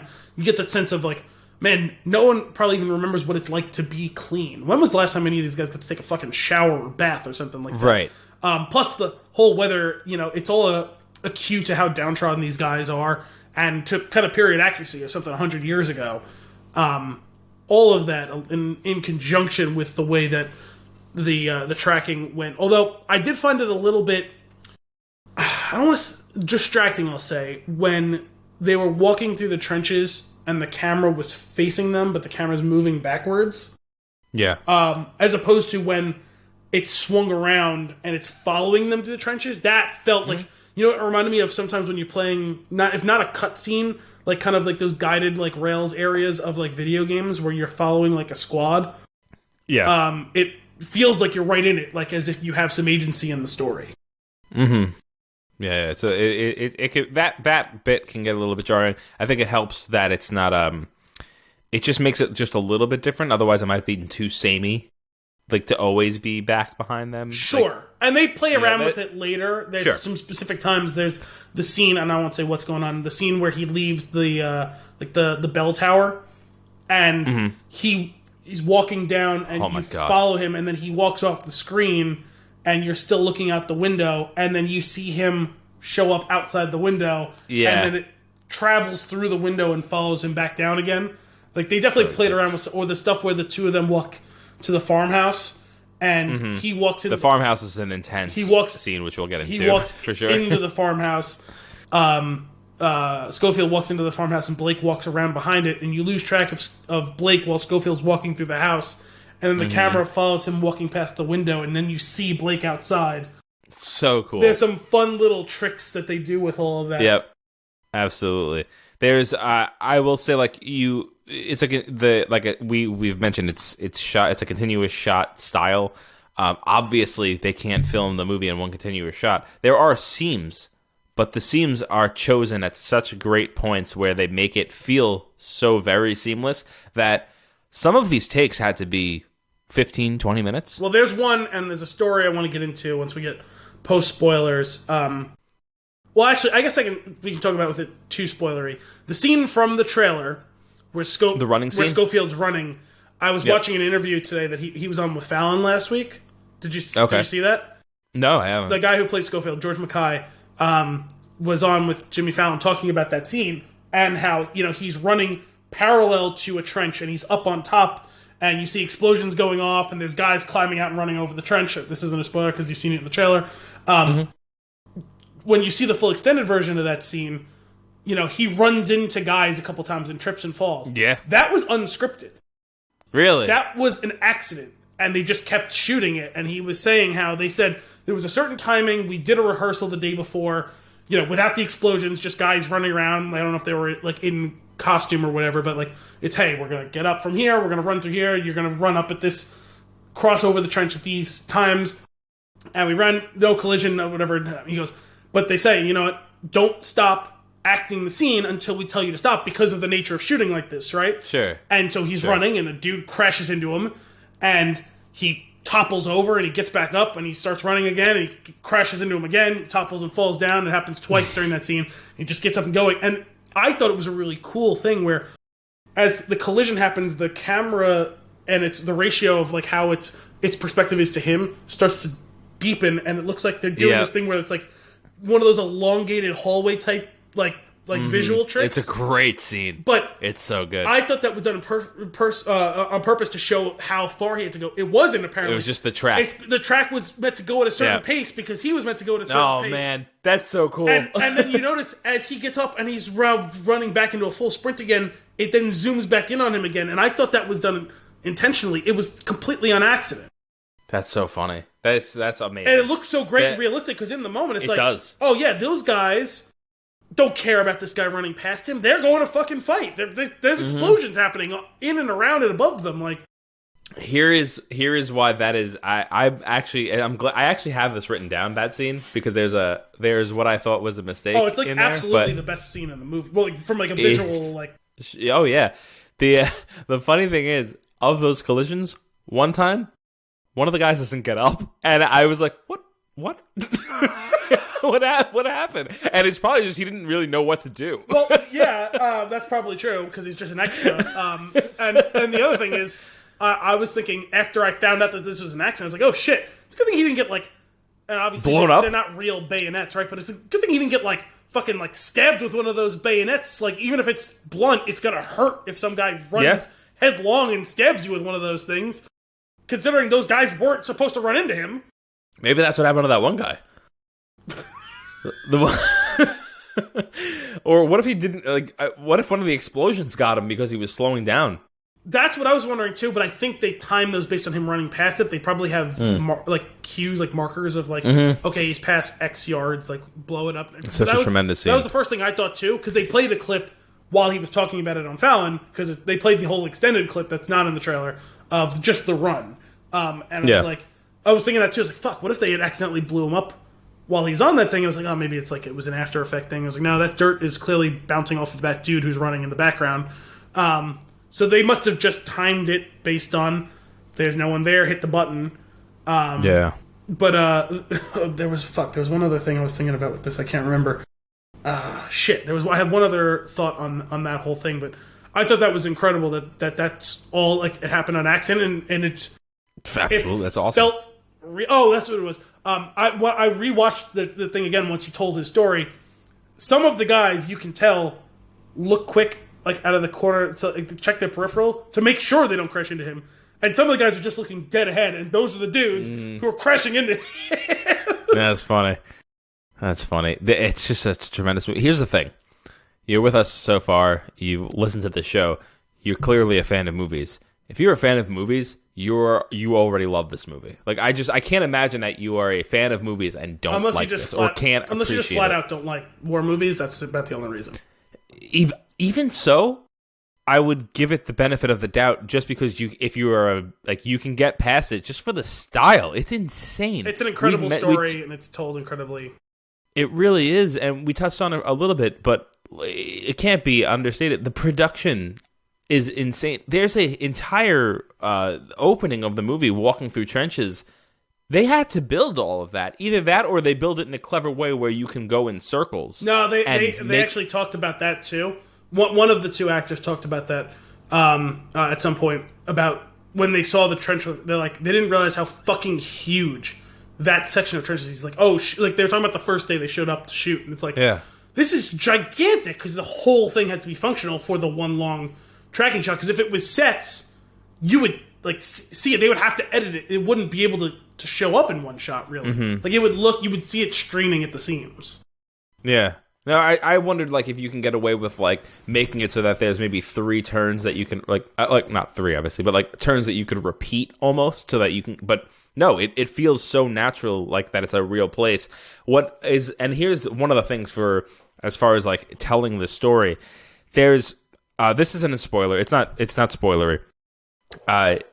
you get this glimpse of relaxing before getting orders, going to get your orders, and then starting to carry out your orders. And you realize within this span, we've traveled a distance of where characters looked like they were comfortable and relaxed, and what was probably only a few hundred feet from just death and destruction. And it's like, that really resonated. Yeah. Like when they get to the front, like, oh, here's the front line. That razor thin edge between, like you said, the guys, when the movie first starts, they're like sitting against a tree. There's like a beach in the background or something, right?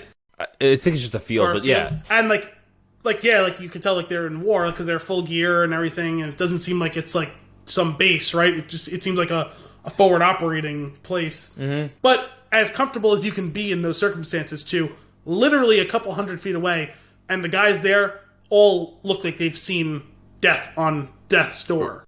Right, and then what's so crazy about it is what they're portraying is like this foreign situation of like safe but not safe in this one area, and like 5 feet away from just death is like, that's the new normal. That's the normal that these guys are living in. Mm-hmm. And they really do a great job of getting you up to speed on that. And they do a lot of it with gallows humor as we get into it, of like, yeah, like we still have to kind of live our lives to some degree because we're going to be here a while. And like people joking around, but like also flipping the switch immediately to going into like acting on orders and like doing what needs to be done. It really is a tremendously done movie. Well, you can see guys carved out like the way you would an apartment, or like the locker and bed in like a barracks. Like just a piece of like wall under the trench was dug out, and that's turned into a makeshift bed, and have somehow made that your space. Like that is that dude's place. It's not just anyone could lay there. That's his spot. Right. Which, oh my God. Imagine like trying to personalize spaces like that, because that is your life now. Your life is that, 8 square feet of trench for the next few months and for the last few months. I can't sing the praises of this movie enough. We're going to go into spoiler territory right after this, but seriously, please see this movie. It's just, it's so good. Yeah, it's one of those ones that we can be kind of cliched, but we've mentioned a few times jokingly on this show, and I'll say seriously this time. Similar to how we talked about Dunkirk when that movie came out, this is a movie that you don't so much see as experience. Yeah, it's true, and maybe slightly different. I feel like there's a little bit more to experience and re-experience in rewatches than there is in a movie like Dunkirk. There's some, for whatever reason, there's a little bit more rewatchability to this. I can't fully place what that is. I think it's more of the getting you to the level of the folks on screen and the continuity of the single shot that really makes it feel like you're there. But it's funny because this is a pretty stripped down experience ultimately, because it's meant to be. It's meant to be. Maybe that's why. Maybe it feels real because it's stripped down. Deeply personal. It's a very small story told on a huge scale.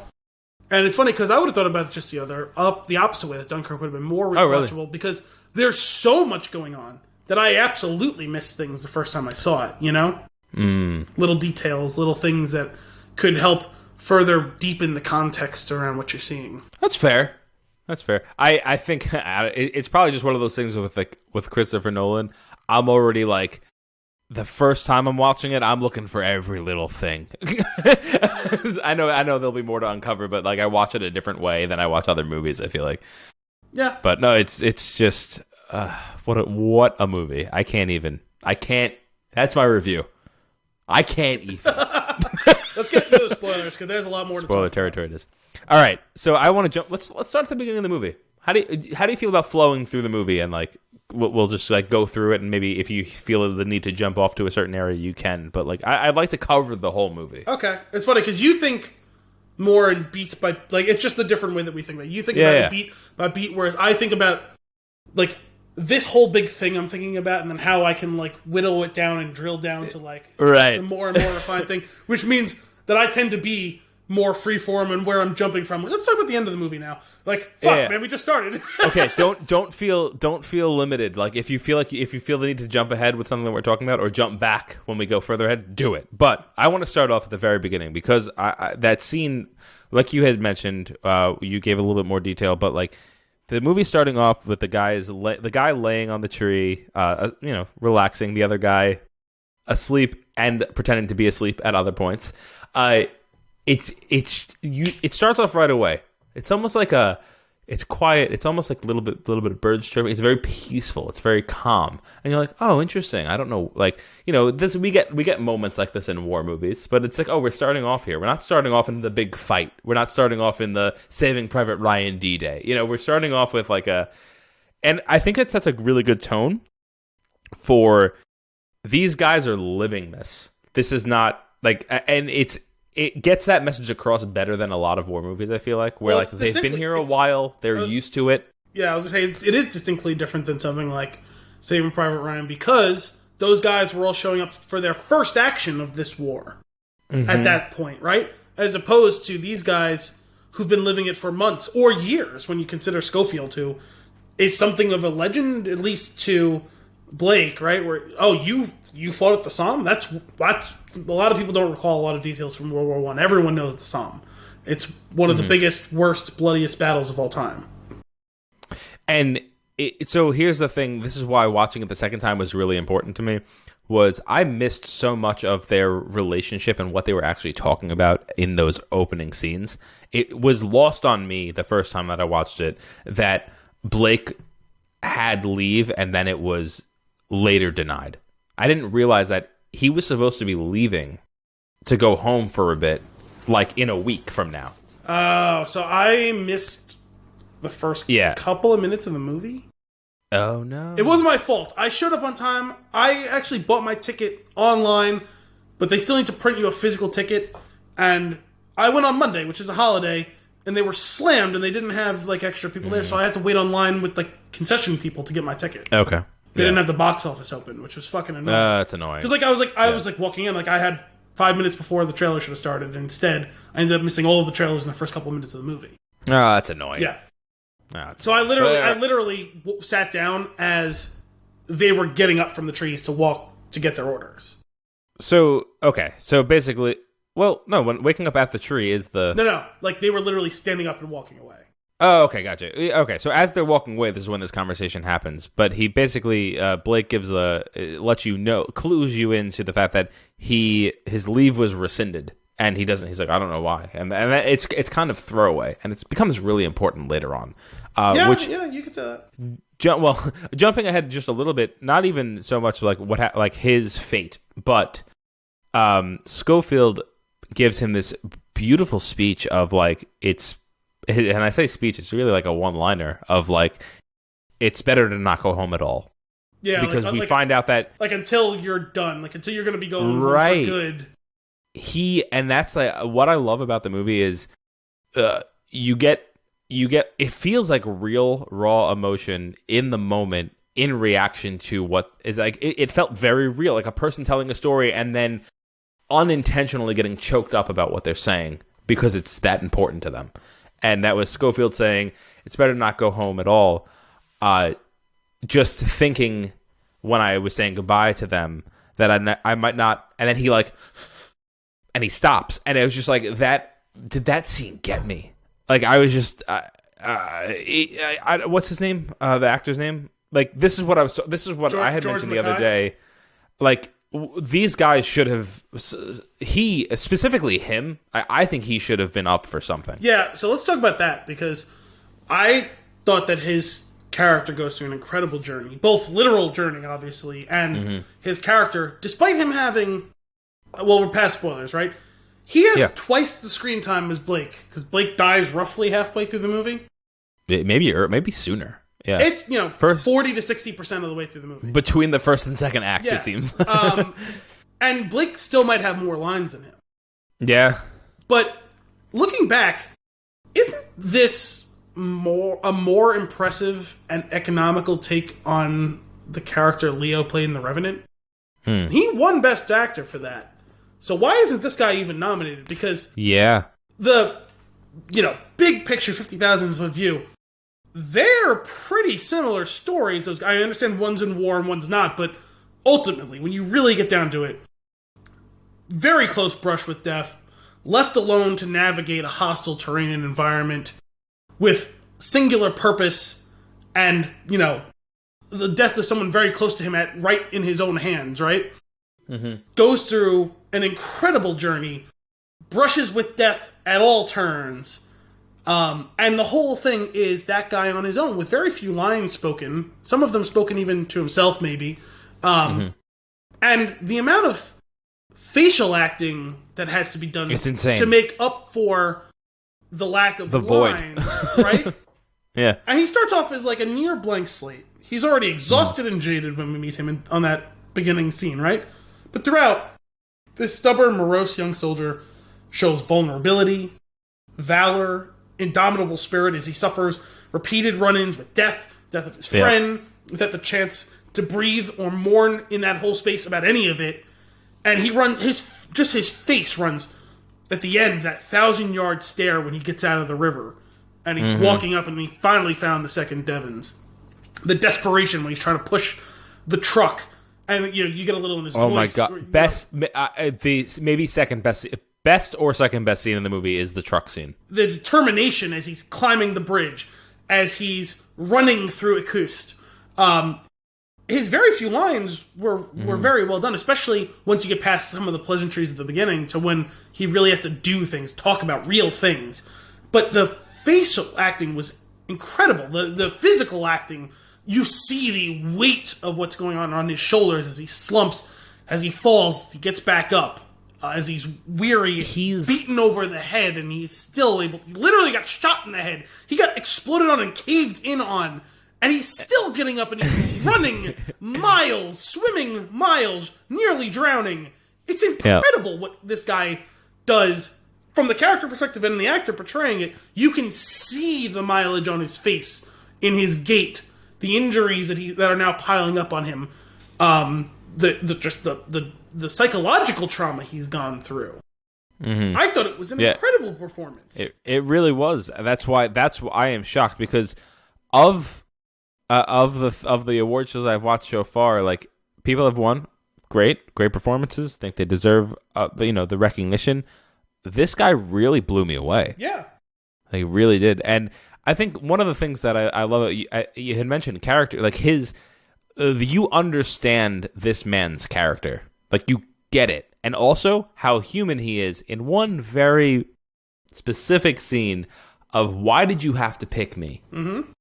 And then being like, no, like fire the flare. Like I'm here, I'm doing it. He's like, but it's just like that. It's a very human moment of why me weakness, which I really loved, because it was just like he's just a guy, but he's got such a strength in his character, like that it gets him through the remainder of the. It's just. It's an Oscar-worthy performance, and it's absurd that he's not nominated. I'm actually very upset that he's not nominated. Yeah, after seeing this, I was like, geez, how is this guy not up there? Even if he didn't end up winning it, like, just to get the recognition of, the nominee, the nomination is standing on that level with those guys. And I think one of the really important things, like you said, vulnerability. The vulnerability of why me. Yeah. The vulnerability of him, his friend dies. Let's just call it what it is. This is one of the stupidest deaths I've ever seen in a war movie. But how realistic is it? Probably, when you consider who Blake was. And when you consider that's what I mean. It's so real, because it's all it is a dumb second of human error. Yeah. And I'm just saying, you see it really affect him, or he could have just shut down, and he kind of does in like the sense of him not moving. He doesn't even realize a whole, a battalion or not a battalion, a company of those guys are showing up all of a sudden right outside the door. Hell, and it's actually an interesting trick of the filmmaking, that you're meant to be in that moment with him. You don't hear them show up either, right?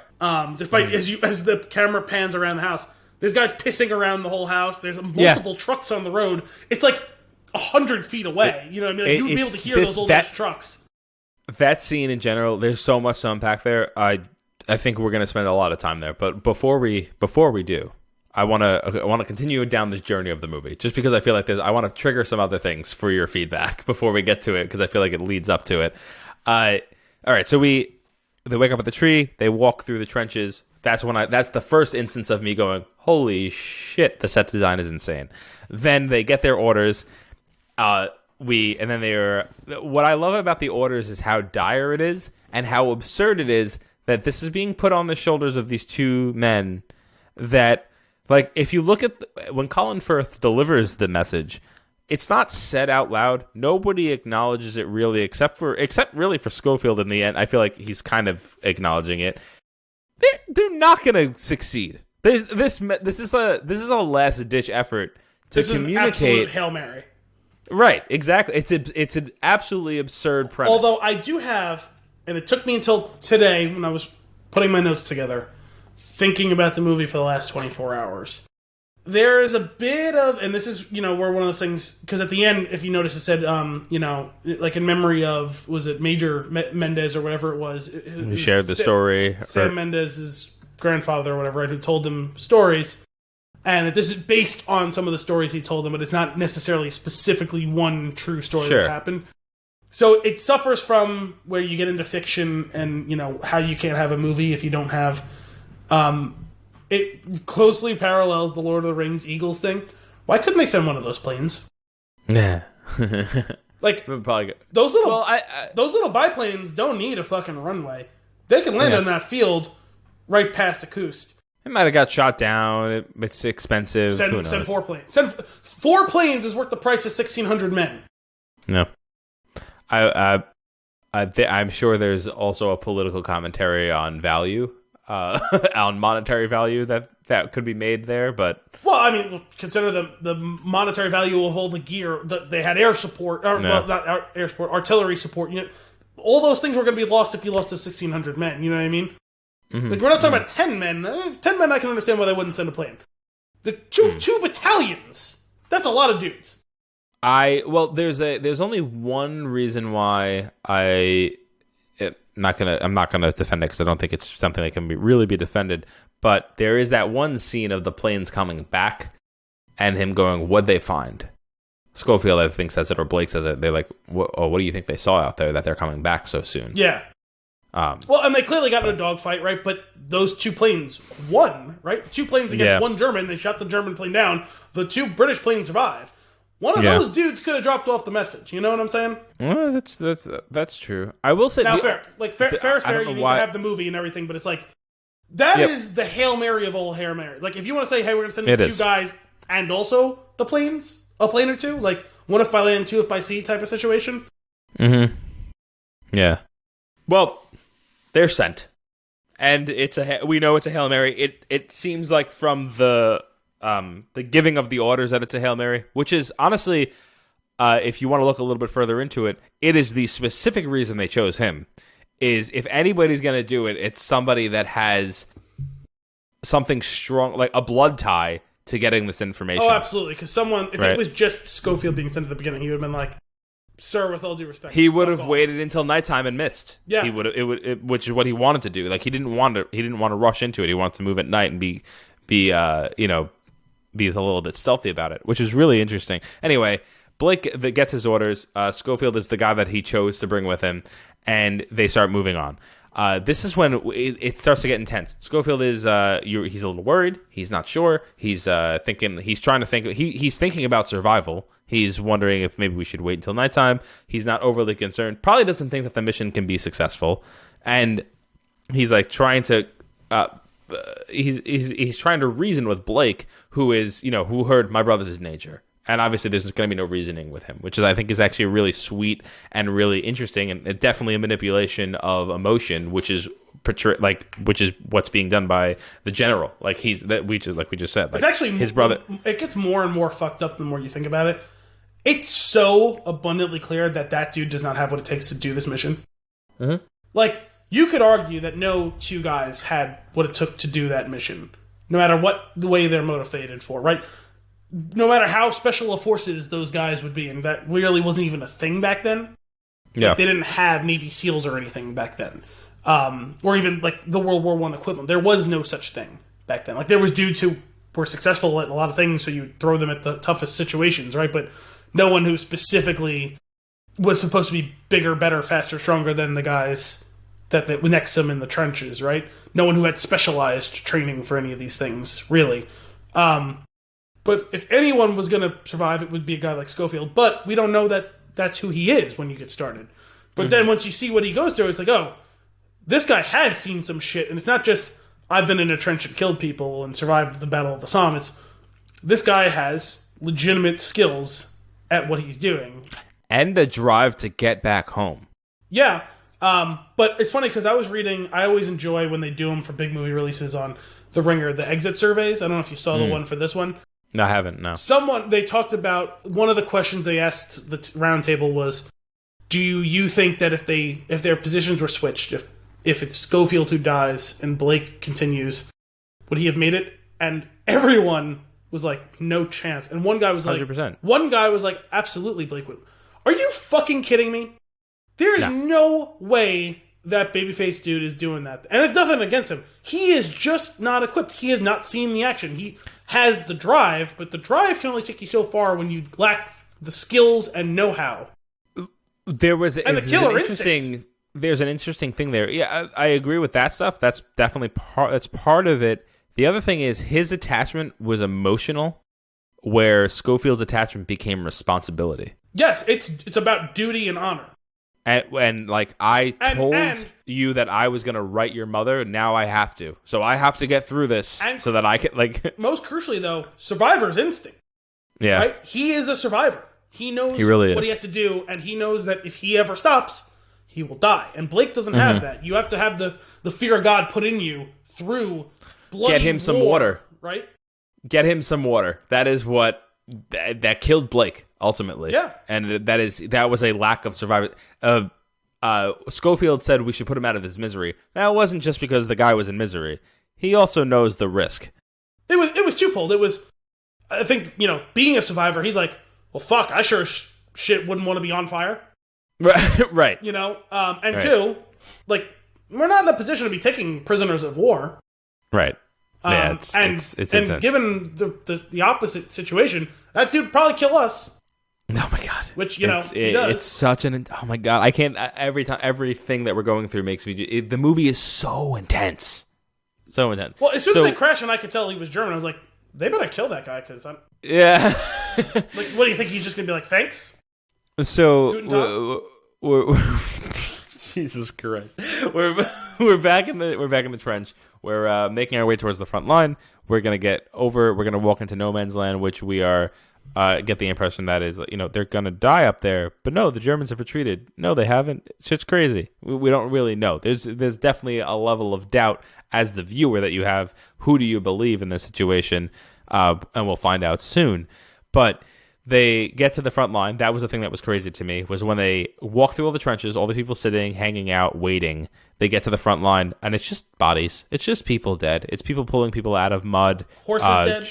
Horses dead. It's crazy. Rats They get to my favorite character in the movie, Lieutenant Leslie, who is played by Andrew Scott, who is, if you are not familiar with Andrew Scott, he is tremendous. He is Moriarty in the BBC Sherlock show. He's the hot priest, isn't he is hot priest in Fleabag.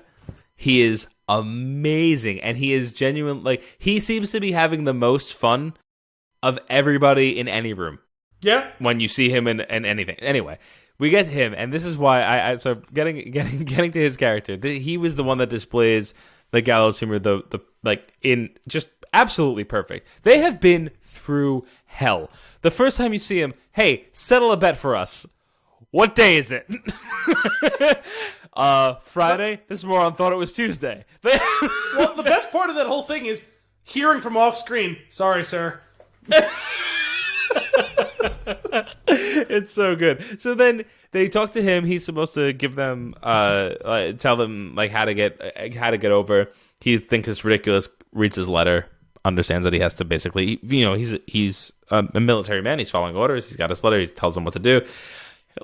Pass through the gate. There's an opening in the gate in the barbed wire next to the bowing gentleman. That was lost on me the first time I saw the movie. I remember him saying, "There's a gap in the fence. It's behind the dead horse. It's the back of the dead horse. You'll see it. You can't miss it." He references the bowing gentleman. Yeah. And then they get up there. There is a soldier stuck on the barbed wire that's bent over and looks. And I was just like, "Oh my god!" The second time I watched it, I was laughing when they saw that, and I was like, "I can't laugh right now. This is horrible." You know what's not fair? This is an anxiety-inducing movie from not quite start to finish, because like you said, the stakes seem not the highest at the very, very beginning, and then once they leave the trenches, it ratchets up big time. Mm-hmm. I don't know if there's any actual worse anxiety than Schofield accidentally grabbed the barbed wire. And I was like, oh, he's going to for sure lose that hand. And then 90 seconds later, he puts it inside of a rotting corpse that is being chewed on by a rat. And I was like, yeah. Like, we're going to have to see his hand turn green during the course of this movie, right? Like, what the fuck? I was like, oh, that is the grossest thing I've ever seen. It was so horrible. To the point where when he gets in the back of the truck after the farm, and the guy gives him the whiskey, I was like, gonna pour it on it. I was like, I wouldn't take a single sip of it. All of that would go in my hand. Yeah, in my hand. Absolutely. So, back to Leslie. He the last thing that I'll say of him, which was the one that really got me, that I thought was so funny. It was like, if you die out there, we're not going to be able to get you until nighttime. That's when we'll look for you. If by any chance, if you do make it across, fire a flare. We don't have a flare gun. Well, make yourself useful and get him a flare. And he gets a flare. Also, if you do decide to die out there, could you throw that back? If you do get shot, could you just try and throw it back towards us? Because I hate losing these things. So good. Oh my god. Then so then you get the going through No Man's Land for the first time, watching that movie. You sweat. Just sweat dripping down every part of me. Well, I mean, I was already sweating the gangrene and black plague and whatever else he had in his hand. Stay away from the craters. They're bigger than you think. They're deeper than you think, and you will not be able to get out of it. So good. We finally get them across No Man's Land. They find the German trenches. Actually, while we're in No Man's Land, can we just... Yeah. What were the horses for? How does one employ horses in trench warfare? So I don't know how long, when did the trenches become was there some sort of battle there and then they dug in? No, I don't know. After there's an initial battle that happens to a standstill, and then they dig trenches, and then they race.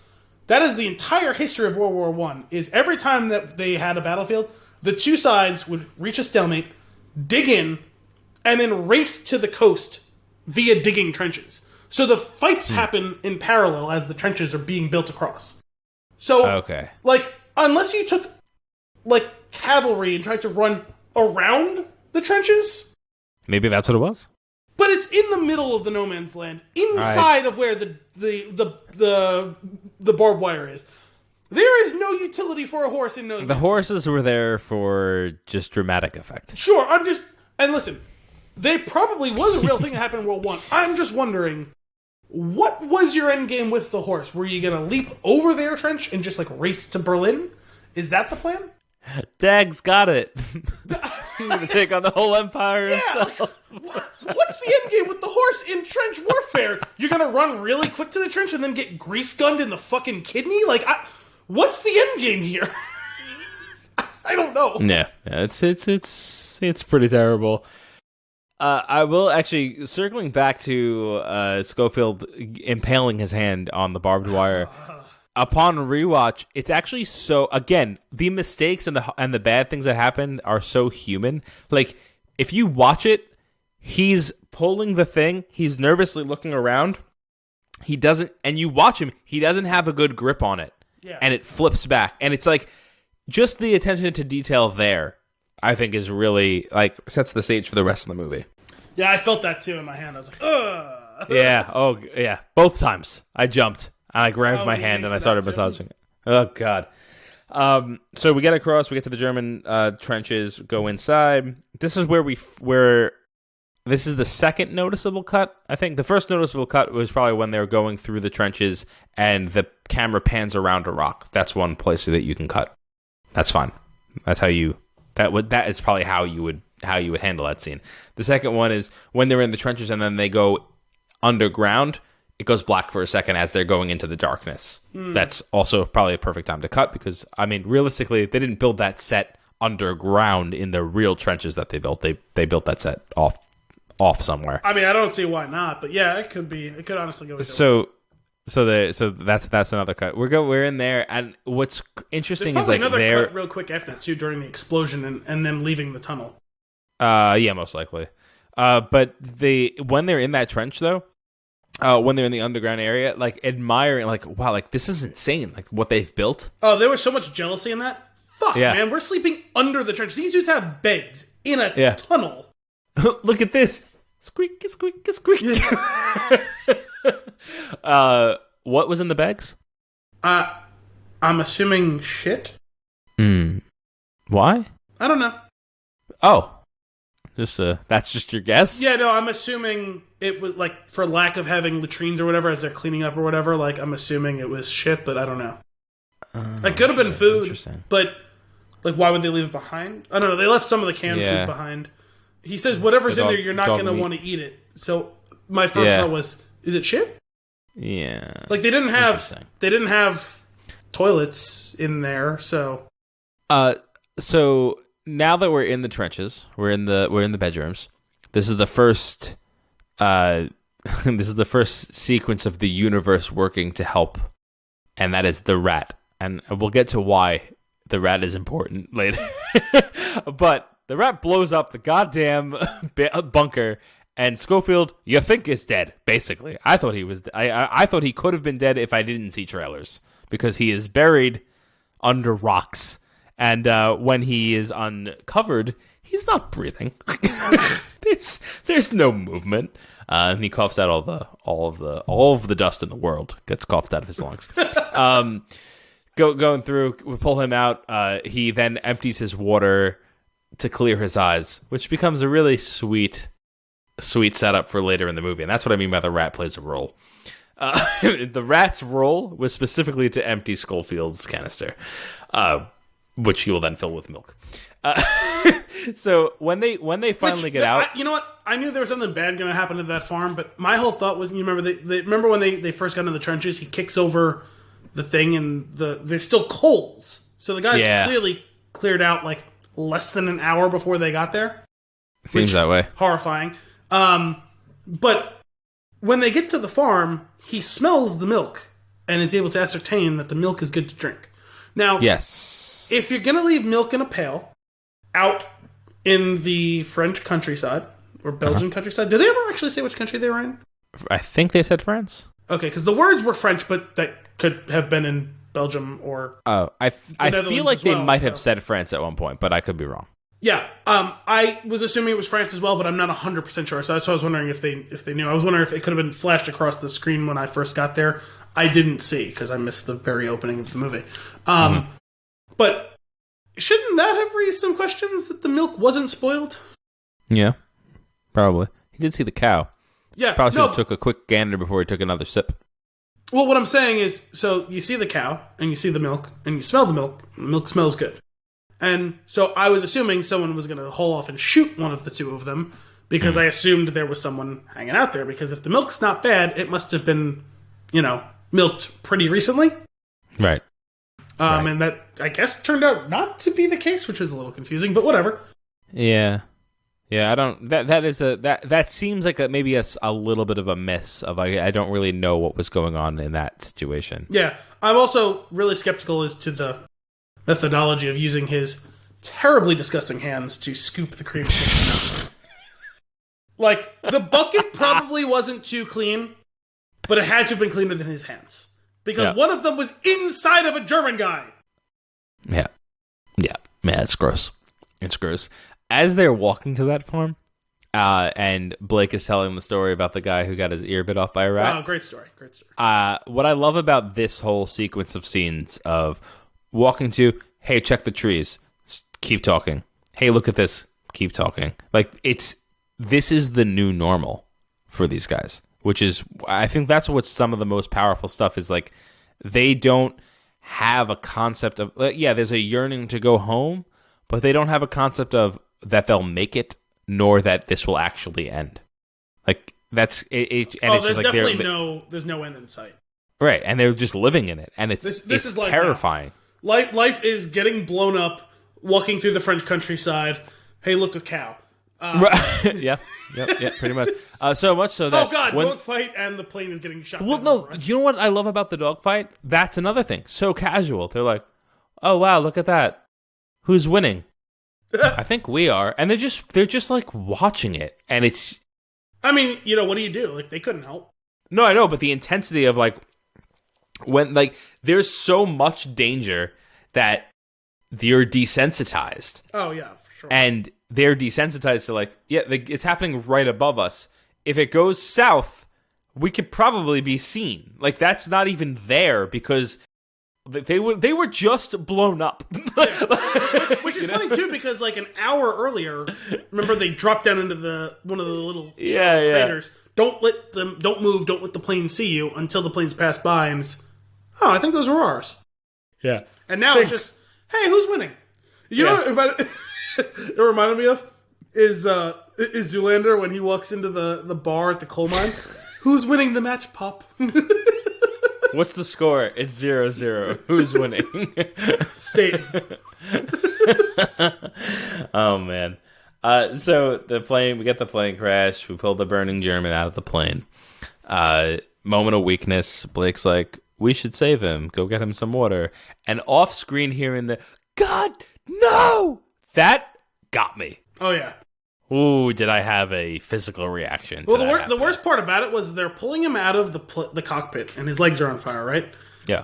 And as you're realizing, like, those don't look like the same uniforms as his, but I don't know the rules in World War I. Maybe pilots wear different uniforms or whatever. And then you hear him mumbling. I was like, pretty sure it's German. But as they're dragging him out of the cockpit, my first thought was, why does he need a knife that big? So I had an inkling where that was going. I just didn't know. I just wasn't 100% sure who was going to get stabbed. Oh, so here's the thing. Once Schofield walked away, I knew who was getting stabbed. Oh, okay. But when my mind first registered the knife, both of them were dragging him out of the plane. So it was before Schofield walked away.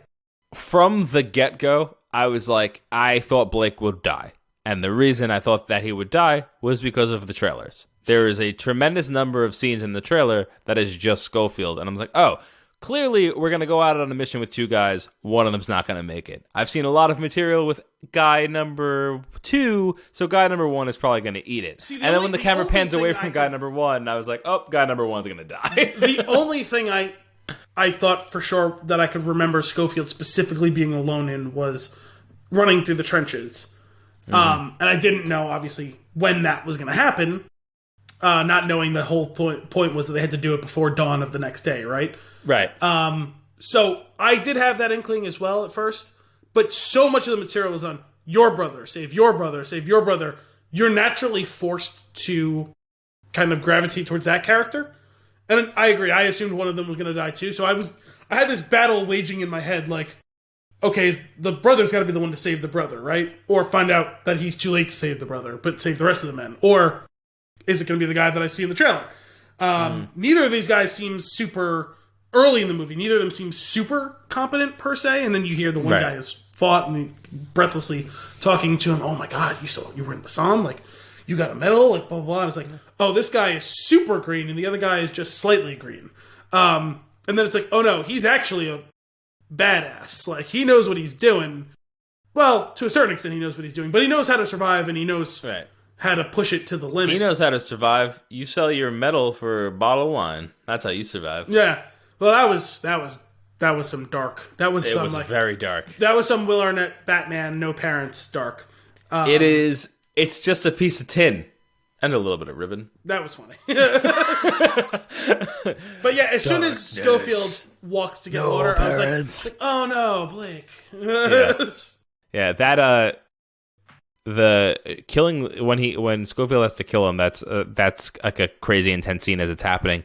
The most horrible scene is Blake undoing his shirt to see what happened, and then the blood just starting to pour, and like, you get it. You understand what's happening in this movie. You understand the situation. As the viewer, as Schofield, you know that he's dead. Yeah, I mean, there's that first moment where you're hearing the yell, where you're hoping it's going to be like, Schofield's got to try and shoot him as he's trying to stab him, and then you see, like, Blake moving away from him, and you're seeing, like, the 3 feet of knife coming out of him. And it's like, right. And as it's coming out, you're like, he can be okay. And I'm like, yeah, I was right. That knife really was way too long. yeah. And then the blood, and then the horrible noises he makes. Now here's 2 more things. Here's 2 more awards that we need to dole out. 1, supporting actor for that death scene is horrible. It's hard to watch because it's so realistic. And how about the scene where he forgets what's happening because he's losing it? He's losing a lot of blood. He's starting to maybe... That was... I mean, come on. That's an Oscar-worthy performance right there in that one scene. You know, the scene that it reminds me most of, and, you know, probably part of it is because it's a war movie or whatever, but it's another one that's like I always viewed as very realistic, as one that affected me deeply, was Giovanni Ribisi in Saving Private Ryan. Mm-hmm. When they storm the machine gun nest, and he's the medic, and he's trying to explain to them what to do, and it's like they realize, oh fuck, there's really nothing we can do, and it's not a super long scene, but it is a couple of minutes long, and it feels like it's way longer than it is. Mm-hmm. That scene was really, I was like, oh, that one got to me. That would be a good movie to dive into one day. It's a tough watch, because there's another death scene in that one that all these years later, I just can't watch it. It's the scene where Mellish gets stabbed in... That's hard. It makes me physically sick, actually. Yeah, I mean, it's fair.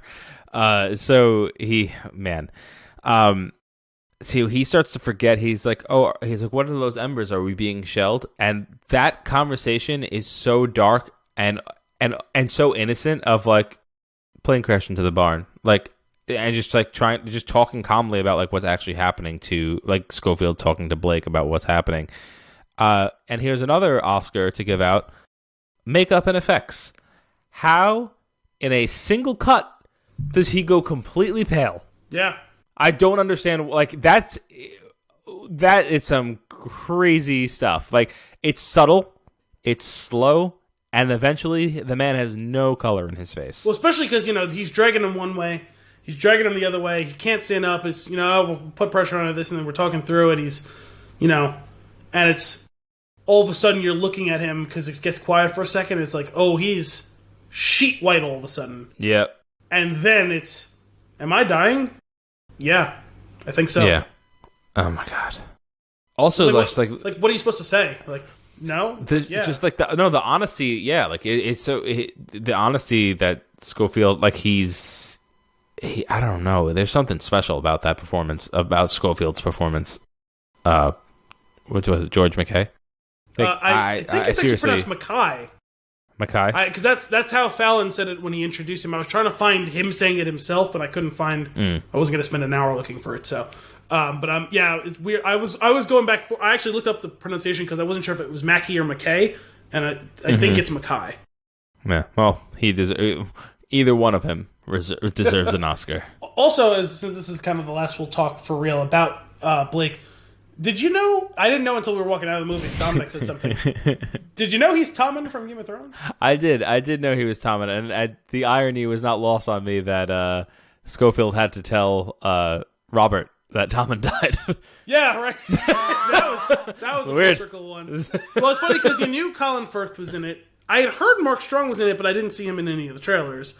And there was one, not all of the trailers, but one of the trailers had a quick shot of Benedict Cumberbatch.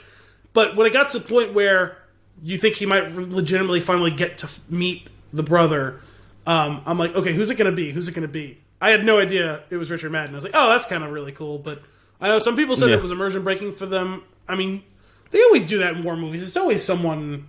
There's always a lot of famous roles in, like, super small... Look at Saving Private Ryan. There's, like, 30 dudes that you know in that movie.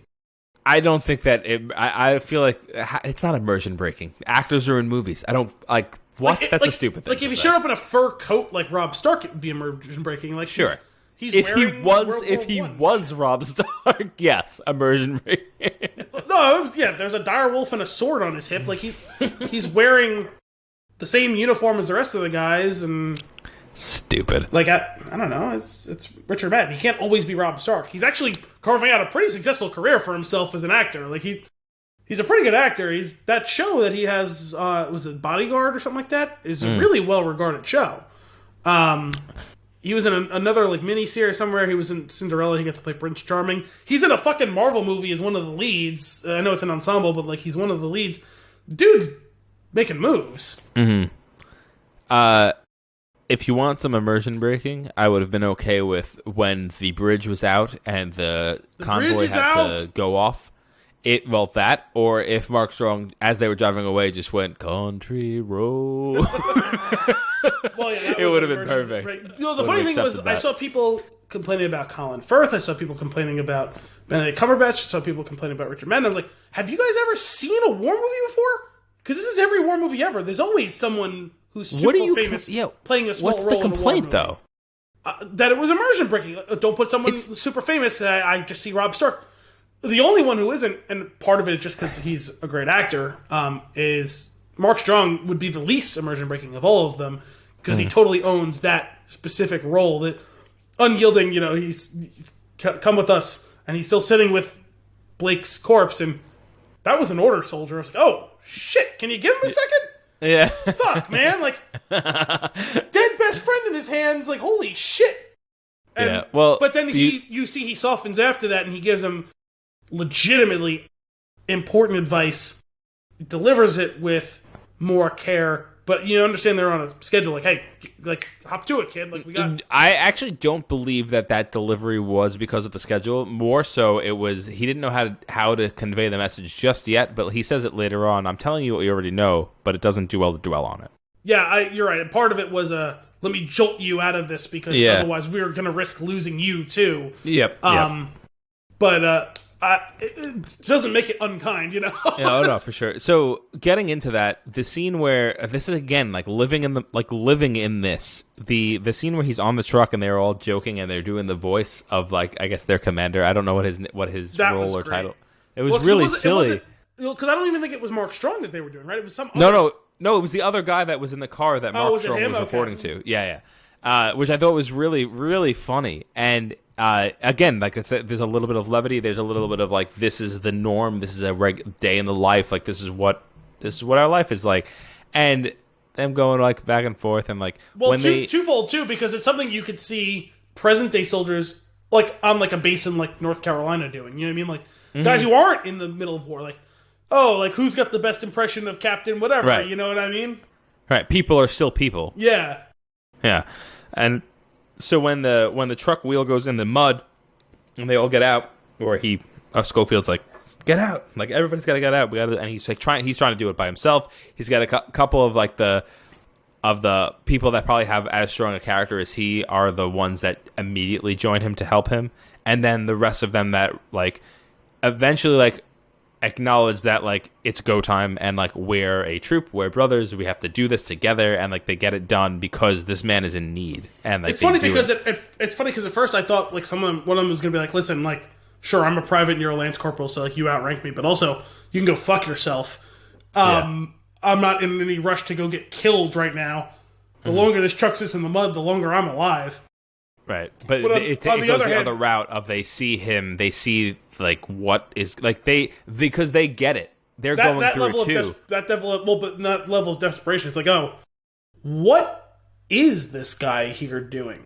Because they don't know at that point. It's only when they get the truck out and they get back in the truck they ask, "What are you doing?" Yeah, I like when he gets off the truck and he says good luck, and the one that's kind of a douche the whole time goes, keep some of that luck for yourself. Because I think you're gonna need it. Keep some of it for yourself. I was that's a good line. We get from there. Schofield decides to cross the bridge.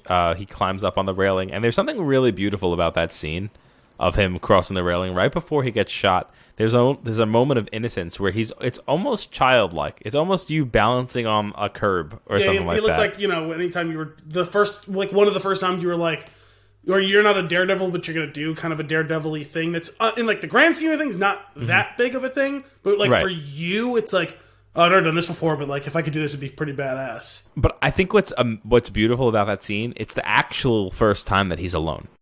Yes. Like, is when he's walking on the arm of that It's also bridge. where he finally gets to show his true quality. Right. And it gets intense, and he gets shot at. He fires back, aggressively fires back. That's another thing, not done nearly well enough in movies. Just missing the shot. Like I just feel like it was done really well here. Like he's anxious, he's scared, he's breathing deep, he's trying to control himself. He misses a few before he figures it out. At the same time, you can see he's attacking it with a plan. Yeah. And that's why I was like, when someone like that person said that Blake could do it, Blake would have got sniped the second he got off that bridge if he was able to get 100% across like the bridge at all to begin with. Like, yep. I'm sure there was some luck involved in him not getting hit, although the crisscrossing, bands of metal in front of him gave him some cover, right? Sure. Like it's tough to shoot through that and hit a target. But just have that and then firing, and then like breathing, and then That's firing. What I'm saying. He had a cadence to waiting for the shot, going up with 2 shots, going up with 1 shot. Like you said, the breathing to knowing he needs to calm himself to get a shot anywhere near it to how long's it, and then he climbs up the stairs, right? He opens the door quietly so he doesn't hear him enter, hoping he can get the element of surprise. Mm-hmm. Ready to go, kicks the door down, and it's all done like this guy has done this before. You know what I mean? Well, yeah, he's doing the actor, and again, give the man an Oscar. The actor is doing 2 parts at the same time of one doing the physical acting of instinct while doing the facial expressions and emotional acting of what's actually going on inside of his head. And the 2 are ultimately at odds with each other, but the instinct is taking over the physical part of his body. Yes, as he does. The way that he approaches the house, or the tower, gets ready to enter the room, the way he even holds the rifle, there's muscle memory there, right? Yeah. It looks like someone who's been in this situation before, and it's where you finally realize, oh, this guy might have a chance. He's not nearly as green as we were maybe led to believe by these 2, like, nobodies getting sent out on this mission. Mm-hmm. Yeah, God, it's crazy. Now, this is where we get our first very clear, maybe second very clear cut, and that is the knockout scene, which is great because the whole point of it is to advance the time of day. I saw people were confused by that scene. He very obviously got shot in the head, but the helmet saved him. And when you get shot in the head when you have a helmet on, you get a concussion if it doesn't like pierce your skull. Sure. Like it knocked him back, and then he smacked his head on the ground without the helmet, and that knocked him unconscious. Like, so people were confused by that. People were, because that's what I thought happened, and when I said that, I was looked at like I was crazy. I mean, you see the shot, you see his head jerk back, and then you see bleeding, but only in the back of his head where he cracks his head on the platform at the bottom of the stairs. The only other thing I could have considered was if maybe the shot actually hit the door and the door flung into him, which pushed him back down the stairs. That's the only other thing that I could have seen. But I thought he got shot. All I know is the scene starts with the helmet on, and as he's falling down the stairs, he has the helmet on. Helmet's gone. His head jerked back. I'm pretty sure there was a ding sound too. That's what I'm saying. That's what I'm with you. I agree with you 100%. I didn't think there was really much to interpret in that scene. Yeah. I saw it twice, and I could say that I was looking for it the second time, and I couldn't fully make it out. I don't think it's that important, but that's my guess of what's actually, what the case is. Now, from here, we get into our first nighttime sequence of the movie. Well, I will say, I was a little confused, right? Because they got to the farmhouse, and it didn't seem like it was that far. And then they're in the truck, and it's not 100% sure how long they were in there, but they were driving for a little bit. It felt like they were driving for 5 minutes. Obviously, they played a little bit with the passage of time because they said they were going to have to travel 9 miles, which they said would hopefully take 6 hours. And sure, there was a couple of little breaks, but nothing too substantial, and it's hard to tell how long real time was supposed to be.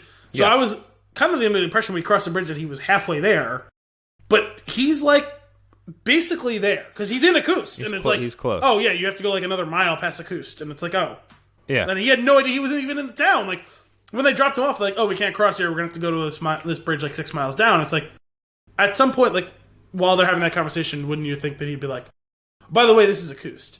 Hey, this is acoust. I thought he knew. I thought Schofield knew. He doesn't know until he talks to the French girl. Oh, he doesn't know where the river and the trees are. No, he says, is this acoust? And he says, I'm looking for acoust, and she says, this is acoust. And he goes, oh, well, where's the river? It's right on the edge of town. Okay. I misunderstood that. I thought he was asking about. I thought he knew where he was. I thought he was turned around and didn't know where the river and the trees were. I think that's what he asked. Well, he didn't. You're right. But the way he says it doesn't sound like he's asking for confirmation that this is acoust. It sounds like he's asking, where the hell am I? And she's like, this is acoust. He's like, oh, this is acoust. Great news. Like, that's actually kind of funny. So let's talk about then. Yeah, sorry. Yeah. I know. No. It's fine. So from the wake up, we got the scene that you talked about earlier, where the camera goes out the top window, really cool, and he comes from underneath, and which is really cool. This is probably maybe the second most beautifully shot scene of the flares going off, the darkness and the light, and then him running and like getting highlighted and running from bullets that he doesn't know where they're coming from, and like it's like a fireworks show. It should be kind of beautiful, but it's actually terrifying. Well, I actually had a note about that too. I found it.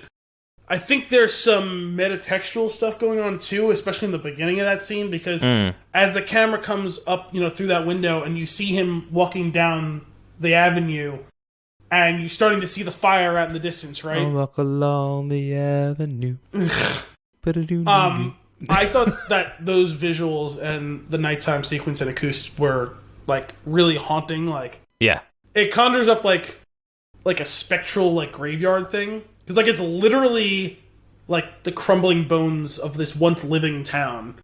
Mm-hmm. And, like, the flames are backlighting it, and it's, like I think, like, it's, like, spectral or, like, supernatural is, like, an important way to look at it, because it's literally kind of underscoring his journey through hell. Yeah. Like, his own personal journey through hell, and now there's literally everything is on fire. All the death around him is now includes this dead town, too. Yeah. And it looks like a dead and decaying town, just like everything else that he's seen so far.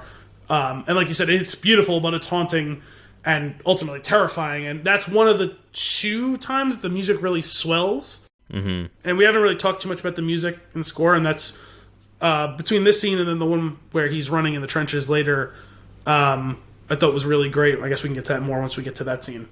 Yeah. Though the balance of like knowing when to use the music and when to just cut it out entirely is like, it's master craftsmanship. I feel like that was something that I put down that I thought was really important. Is this is maybe it might be like the first time that I've ever really thought about the match between like the director and the composer, and like the conscious choice between like we know how important like director and composer can be, right? Like Lucas and Williams, or Spielberg and Williams, or Nolan and Zimmer, or whoever. Yeah. But in this case, there's so much of it was kind of like dark, ominous tones, but not the whole movie. Like there was long stretches of it, and there's some like subtleties added in, a little bit of a flair occasionally. But then those underdone moments accentuate how strong the crescendo in the town as he's leaving, and then in the sequence where he's running up like adjacent to the trenches, where they really choose to belt it out, makes it that much more gripping and powerful, right? Agreed. Yeah, I thought that was really, really cool. I've never thought about that sort of strategy of picking your spots before in a movie as being like kudos to you guys for realizing less is more at this stage. Is showing restraint. Yeah, more is more then. Mm-hmm. Absolutely. So when he's running through the town with the fireworks, did you get the same feeling that I did? Where like if this movie was a video game, this would be the point where it's like hit X now. And like he like dives onto the floor. Quick time events. And it's like mash B as you're running away from the guy with the gun. Like that scene where the guy is standing there in the fire, and it's almost like you're like, what the hell's going on? But if you just take a minute to think about it, the man is concussed. Like he's in a fog. He doesn't know. He is hoping so much that it is not a threat. Like, he can't deal with it being a threat right now. And then it is, and he has to deal. I felt like I was in his shoes too, because I'm like, who lit that building on fire and why? And who is that dude standing in front of it? I can't see what uniform he's wearing. Is he a friend, foe, neutral? I don't know. And he's shooting at us. Fantastic. I was also wondering, like, he's just sitting there looking at him. And I'm like, honestly, I would have just shot him. Like, even if it ended up being friendly fire, I probably would have shot him. Yeah. You're so close to your goal. Yeah. And you're so out of time because you've been unconscious for a couple hours. True. Luckily, that man trips, and then we get introduced to the only female character in the movie, aside from pictures, which was I think it's such a great moment of just slowing down for a minute because you really need it at this point. Like, you need to take a breath, and like this is where like all that universal alignment stuff comes into play. Where like she's taking care of this baby that's not her baby and doesn't really know what to do, but she's also a survivor. They get along on like this level that you can't really explain because they're both survivors. I was a little worried though when he sits down with his back to her. I was like, "Oh, don't do anything stupid." I really don't want him to have to like kill you or something. I didn't get that vibe at all. So fucked up. Well, no, because you can see he's nervous. Yeah. And I'm like, that made me nervous. And I was like, sure. Fuck. Like, nobody do anything stupid. Everyone just calm down. Then we get to the point of like the baby needs food. She's like he like unloads his pack. He's like, I've got all this food, and she's like, he needs milk. She needs milk, and he's like, literally seeing milk? The light bulb go off over his head. I have milk, and he gives the milk, and she smells it, and she's like shocked. And I think there's something beautiful in the scene of her going, "Do you have kids?" Or I think, "Do you have a girl?" Whatever she says, and there's no answer. Like, he doesn't answer. You know the answer is yes. You know that he has this connection because he is linking back to home through this child. And I didn't 100% get that until like after the movie, because he's looking at his pictures, but everything was so bloodstained, confused, whatever. Like, you don't see any like. I didn't really click for me. I was like, oh, when he talked about visiting his family, he wasn't just talking about visiting his parents. Like, he's got a family. He's got his own family too. Yeah. Like, shit. Yeah, that is fucked up. Yeah. It's intense. So it's a really beautiful. And I think it's funny because in that moment, he has everything that they need, and he gives it to them, and it saves them maybe for a little bit longer, if not saving them completely. And they are everything that he needs. He needs one more kick because he is spent beyond belief. And I think that relighting the thought of his family and his life at home and the responsibility that he feels to Blake after the promise that he made it, like, I feel like that it re-triggered all that because it got knocked out of him when he was shot in the face. Like, and like he gets his second wind. And he runs, and he runs, and he runs, and he jumps. And it's so funny to see him take that leap of faith and feel relieved that even if he's jumping off a cliff, it's better than what he's running from. Can we talk about how those German soldiers have worse aim than stormtroopers? Yes. Because... well, they're drunk, and it's nighttime. Well, some of them were drunk, not all of them. But, sure, it's nighttime, and, you know... I'm sure the quality of their weapons weren't as good as ours, but he's running down hallways. There's only so far you can miss him to either direction. You know what I mean? Yeah. I kind of got the impression that maybe they were all partying a little bit on account of there was a few trips. Sure, but, you know, they're running in the dark, too, and uneven terrain, like cobblestones that had been blown up, so, you know, the footing probably wasn't 100% great. I'm just saying... they're chasing him down hallways, essentially. Yeah. Mm-hmm. There's only so far left and right. Like, if he's running in a field, you know, there's a lack of depth perception, right? Because you don't have, like, things that you can reference against him. And he can move in any direction as far as he wants. You're shooting down a hallway that's, like, 8 feet wide. It's kind of hard to miss in that circumstance, you know? That's true. I mean, they are firing from the knees. Have you noticed that? The first guy who was chasing him, yes. That dude was not even firing from the hip. You're right. He was firing from, you know where he was firing from? He was firing from that place that the Guitars for Disturbed plays from. You know what I'm talking about, right? Yeah. Is it Dan Dugan or something like that, right? Yeah. I remember the first time I saw the video of them Donegan, I think. Donegan, yes, whatever it was. Like, he holds the guitar like the way I imagine like a gorilla would hold it. And I'm like, how does he not drop it while strumming the guitar? I don't understand how that works. That's tremendous. Oh my god. All right, so he's flowing down the river, and they do a very dramatic move the camera directly towards the rock, and you think, well, he's dead. And then he doesn't. You know, he swoops past it, makes his way out, and he hears after falling off of a waterfall, pretty substantial drop. It was probably a good 20-foot waterfall. The walking through the woods, hearing a kind of song being played as he's like, as the fog increases, as he's kind of waddling towards this group of people, and I then totally just thought that sound was in his own head too. Yeah. And then eventually sits down at that tree, and the way they swoop that camera around while that guy's singing, that's another very powerful scene. And him getting his third wind of when he's like, I need to find the second Evans. And they're like, what? The second Evans. What are you saying? And he says it again. Yeah. And then he like jumps up and he's like starts running through the trenches. And then again, we have that perspective from the beginning of the movie where it seems like they're very far away from it, but realistically the fight is 2 feet to the left. Like, it's like they're so close, and he's like running through, and then it dawned on me after where he speaks to the first person. I was like, I know that like they kind of Mark Strong kind of set it up, but what if they just don't listen to him? Yeah, I was thinking that the whole time. Like, for a lot of the movie, I'm like, how does he do that? Is it someone take me to the colonel, and can you make sure you're standing with me when I talk to him? Yeah.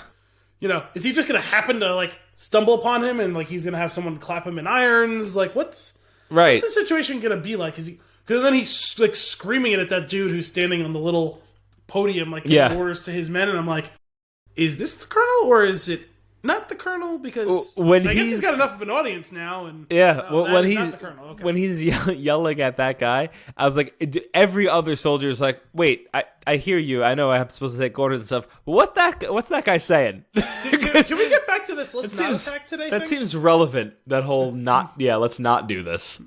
It's, you know what, it's like... Very solid plan B. It's like the thing when you're like a kid and you're at like a party or something like that, and like your mom told you can't do something, and then like 30 seconds later one of the other parents tells you definitely can do that thing. It's like you have that moment of, fuck, mom said I can't, but that's an adult too, and they seem totally cool with it. Like, not even like a go ask your mother, like, no, you go do that and have fun. It's like, I really want to, but I'm not sure I should. That's a great but way I'm going of depicting to. This. It's the same thing. Okay, Captain said I have to go die in like 45 seconds. Second whistle blow. But that guy said the general says I don't have to. Mm-hmm. And I'm going to side with the general, except Captain's giving me a look right now. Yep. Exactly. So we get him to the front line. He's going through. He meets up the next person who's asking information for, who is just sobbing uncontrollably. Oh, actually, that's the third person he meets. The second one's like, he's that way. And he's that guy's thinking, should we wait? Because he's being realistic. And then he meets the third person who is sobbing uncontrollably and kind of points, doesn't really give him information that he needs, and then proceeds to just explode in the next 2 seconds. Was he one of the ones who exploded? Oh yeah, the bomb hits like right behind Schofield as he's walking away from that guy, and then there's just people laying in the trench. Yeah, it's true. Anyway, that's when we get our ridiculous scene of him deciding to climb up onto the hill, and the other guy going, "What are you doing? That was you so crazy guy." It was, again, like, he climbs up to the edge of the trench, and he looks around down the trench, and he looks across, and he looks back at the sergeant, and then he looks back across, and the guy's like, "No." And he takes another step, and he goes, "No." It reminds me of my dogs when they're like I see them like stalking towards like a piece of food on the ground. Yep. Like, no, and they're looking at me. They're looking back at the food, and then they're looking back at me. I'm like, "Yep." You know that I'm looking at you, That's right? Like, exactly you're not what is happening being in that sneaky. scene. I'm actively telling you don't do that. And it's like, yeah, but I'm gonna. So then he starts running. We get the tremendous scene from the trailers, and the scene that we were giving a lot of weight to earlier, which is just really an incredible scene. Just amazing sequence, especially when you just think, like, not only in execution, but if you think about the logistics of actually shooting that scene, it really is crazy, like, of how they did that. Yeah. And then a horrible fear that I didn't even realize before it happened of, what if somebody stops him from going inside? I was like, oh no! He's there! He's 2 feet away and he can't deliver the message. That scared me. Considering how often before that he goes general orders, you know what I mean? Like, yes, the guys, you're not getting there. He goes, yeah, but I have to. And they're like, yeah, but you're not going to. Motherfucker, the general sent me here myself. I'm going in there. Yeah. Like, and he doesn't say it at that point. And I'm like, dude, you're about to get hauled out and never deliver this fucking message. Like, holy shit. And then he's just like, psych, and just like, like greased up deaf guy gets out of there and like runs into the thing. And then inevitably, Benedict doesn't want to stop, doesn't believe what he has to say, and then eventually he gets into First of all, can we talk about how someone called him Benedict Cumberstash in this role? And I was like, you know what? I felt that. I'll allow it. I'll still never forget the time where I was going to see The Imitation Game. Oh, such a great movie. It's me and Kim. We were going to see the movie, and there were these two old ladies online in front of us to buy tickets, and one of them goes, "Well, what do you want to see?" Because they hadn't decided yet. And the other one goes, "I heard the Paddington Bears was pretty good." And the other lady goes, "But that other movie's got that Benedict Cumberbatch." Actually, I believe it was something like Benjamin Cabbage Patch, but it was really sweet. And I was just like, I know we're here for a specific reason, but I would like to go to the movies with these two old ladies. That's a great story about Benedict Cumberbatch. I think the favorite one that I remember was, I think he was doing some interview and they asked him if he knew about his fan club, and he said no. And they said, well, it's a bunch of women who are a big fan of yours, and they call themselves the Cumber Bitches. And his delight at finding out that he had a fan club, let alone that it was called that, and also just absolute humiliation. That's amazing. That's tremendous. So he doesn't really want to accept that this guy has orders, and then, but you know what I love is we get him for maybe, I don't know, like 45 seconds of screen time, like combined, and there's so much going on there. Of, it's not so much that he doesn't want to take the orders. Obviously, he doesn't want to go to war. He's more tied up in the fact that they're like, yeah, they're saying stop now, and they're going to tell me to go tomorrow, and I'm not going to do that to all of these guys. Like, yeah. I'm basically like, feels like he's doing them a service of letting them go tonight. Like, it's going to be worse to wait, you know what I mean? Like, yeah, it's hard to watch. It's a great scene. I was worried too after what Mark Strong said. Yeah, I was like, oh, he's going to be one of these gung-ho, like, Dulce et decorum-esque type of guys. Like, he doesn't care if he dies and they all die today. Like, it's going to be for Her Majesty and the glory, right, you know what I mean? I was like, oh, he's a conquering hero type. And after an initial protestation or two, he's like, no, like, General, like, letter, just read it, then you can go attack if you don't want to. And, all right, I made you read the letter. Yeah. Fair enough. Whatever. I guess we're not attacking today. You know what I really felt, too? I was hoping today was going to be a good day. Yeah. Yep. That was rough. I also like he basically tells him to fuck off. Tells Schofield to fuck off. Not basically, he literally tells him to fuck off. And then the other guy is waiting outside to tell him, like, you did a good job. It's a good major. It was a good major. It was that dude was from that show Blunt Talk that, it took me a minute to recognize him because he's wearing a helmet. That show Blunt Talk with, what's Patrick Stewart that was on Showtime or Stars or whatever for a couple of years. That was a good show. It's a fun show. A little odd. It was kind of like a much weirder, ever so slightly more British version of The Newsroom. Oh, okay.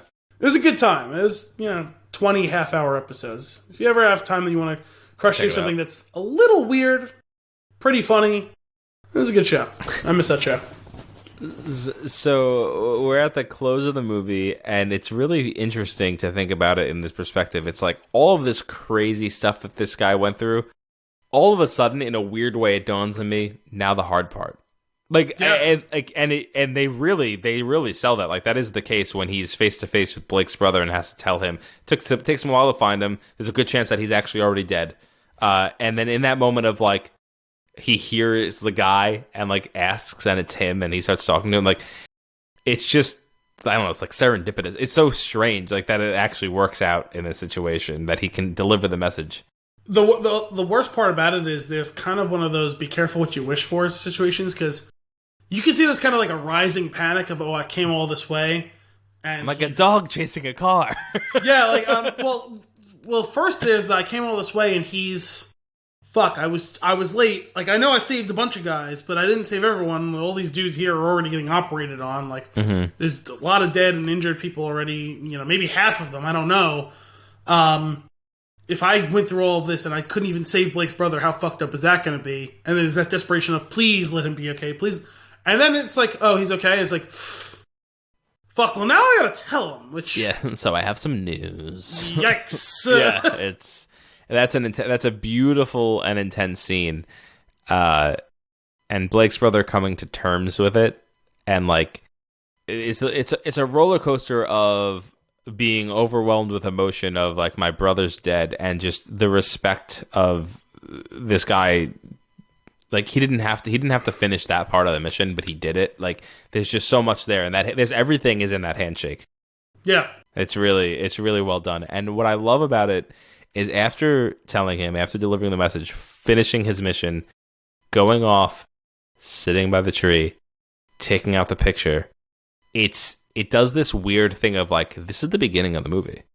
This is back to the beginning. Like this is, again, we've been talking about this whole time, and somehow it's still hard to believe this is just his life right now. Like this is what he's living this. And also, it's like it was Groundhog's Day. It was like super important too, like, because there was a couple of times where he made a show of making sure that case was okay. Yeah. But never like opening it, seeing what's in it, like yep. What could possibly be in there that's so important. And for him to sit down and just pictures of his family. And like you said, yeah, it's that, time is a flat circle, like, ashes to ashes and dust to dust. Another day's over, and here I am sitting against a tree with horrendous things about to happen in my very near future once more.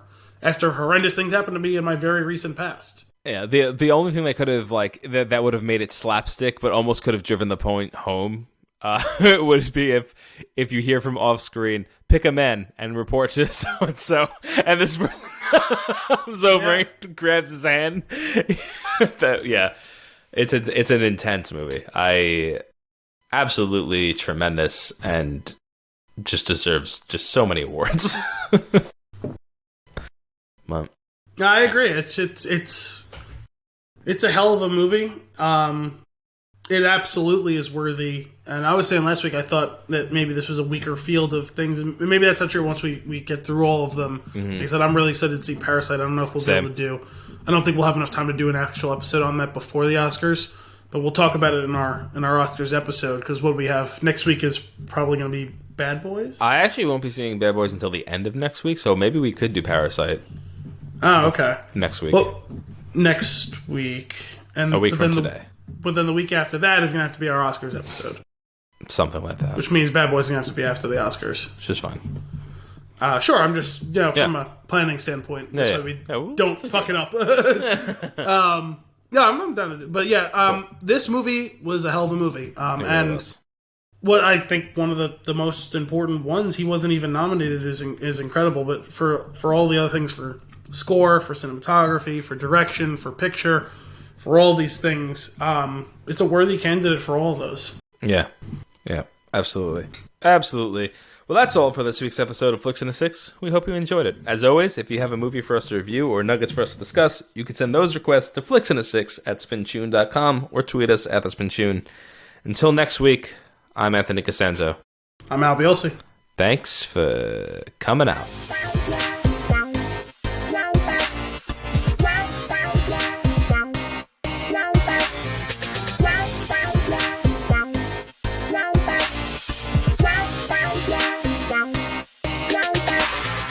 Witcher Watch.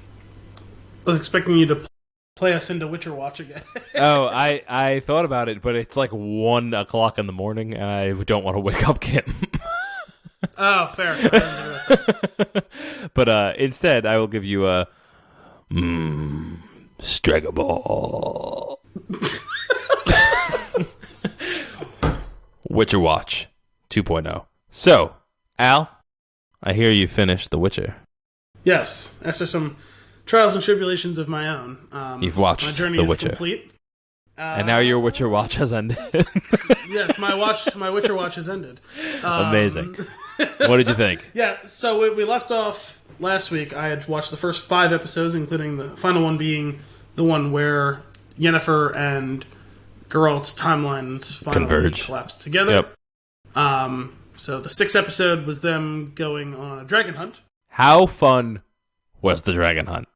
That was a hell of an episode. I'm a little sad because I guess it might be the final time we see Askir. But, you know, despite the fact that the passage of time never really seemed to register on his hair or face, Right. we've had a long time with him in show years. Yeah. Like 15 or so years. Yeah. And he got some good moments in that, although he gets sidelined for a big portion of it. But him hitting on the 2 warrior So silly. sisters was great. So silly. It's just it's like it has all of the comedy of like the fun scenes from A Lord of the Rings. Yes. And it's like it also has vibes of you playing D&D with friends. Yeah. It just really is it's just so fun. I love that episode so much. It's so entertaining. It was great. There was some good stuff. There was some great banter between him and I don't remember the sisters' names, but they rhymed. Yeah. I don't remember. Was it Borch? Was that his name? Was it Sir Borch, Lord Borch, something like that? I don't remember names. You know me. The guy who actually entests him to come join their dragon hunt. I love how he's totally out. Oh, but these are going to be our competition. There's those dwarves, and there's those reavers, and there's those guys over there, and oh hey that chick over there. I'm in. Fuck yeah, Yaskir. Yaskir's it. We're in. Shit, we're out. We're in. Fuck. That's so good. So good. Yeah, I liked that guy. That guy was a good dude. Yeah, it's a largely Monster of the Week episode where there's really not much story progression, right? Well, it was a Geralt story, right? You know, yeah, which is fun. I'm happy to watch it. It's very entertaining. It was largely Monster of the Week, but not completely, because they do a good balance of actually showing character development and all that. Whereas, like, something we were talking about in The Mandalorian, where they were doing that in those 3 episodes, right, of the serious character development stuff, where 4 and 6 in that one I thought were really good in the character development stuff. 5 didn't really add anything to the equation. Whereas with all of the Geralt stories added something, even if it was a little bit small. You know, it added something, it progressed something for him. And Yennefer had a lot of, serialized storytelling, even though there's wild jumps in her timelines. And Ciri's timeline is really only a couple of days, maybe a couple of weeks total. And honestly, they sidelined her for a lot of the show, and it's probably for the best, because hers was distinctly the least interesting for the most part of the 3 storylines. Yennefer's Geralt's was the story of the world and the guy who is the titular character, right? Who ties the 3 of them together, whereas Yennefer's storyline shapes the events of the entire continent for hundreds of years. Her story is the story of where everything and everyone are going in this, where the manipulations, the subtle manipulations in the game of intrigue at the top, affects the outcome of nations, the lives of thousands. So there's an interesting balance they strike between the 3 of them. And I think they were smart to focus on the 2 adults and their storylines, because they're more impactful on all of the events of the show. But that one was a really fun episode. There was some really cool scenes, some really great fight sequences at the end, some great scares and some fake outs. And when they're sitting around the fire and he says, "What about gold dragons?" He goes, "Gold dragons don't exist." And he goes, And I'm like, so he's the gold dragon. It's like, I don't know how, but that dude's the gold dragon, isn't he? Yeah. There's just something in the way he delivered it and the look he gives him, like, I don't know. That's not just a I've seen one or even an I have one. That's a I am the gold dragon. Look, but although I will be honest, I questioned it for a moment when the three of them fell. Yeah, to their deaths. Sure. That weren't actually deaths. Where you're like, oh. I was like, oh, you know what? Fair enough. But I thought that was a really cool reveal about the nature of Geralt and Yennefer's relationship. When you realize, oh, there's been the passage of years, but even though we haven't seen it on screen, they've met and left each other, and their relationship has developed in a way that we haven't seen off screen. I wondered why. I mean, obviously there was some connection at the beginning, although it could have just been the speed connection, right? If people under dangerous circumstances, come together, but it doesn't work out. Right. But no, they've had these thing where they keep meeting and leaving, and I kind of forgot about the importance of Geralt making his final wish. I just assumed that he wished that the genie would fuck off, right? You know what I mean? Just fuck off and leave us alone, and it fucks off and leaves them alone, and then they survive, and everyone's relatively happy. But no, he made a real wish, and I think also that's the episode 2 where we find out that he does feel stuff. Yeah, or against all odds, he can't even recognize the feeling, but it's there. No, but it's either that one or the one after it. Someone says to him, I thought Witchers don't feel. Mm-hmm. And he says, people say all sorts of things to justify the way they treat other people. Yeah. And it's like, oh, fuck, this is a thing that we've held as certain. He feels nothing other than, a desire for worldly pleasures, I suppose, because he likes his drinks and his women. Oh, he's just really good at hiding his emotions, but they're there. They're fully there. He isn't a psychopath, not in the necessarily negative. Those gooseberries will get you.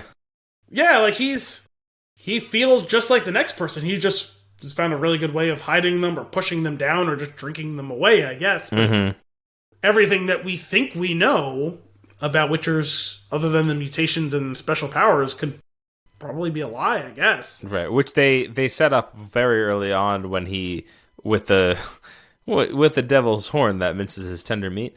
They just the assumptions of that of those characters and basically of that race and how they're wrong.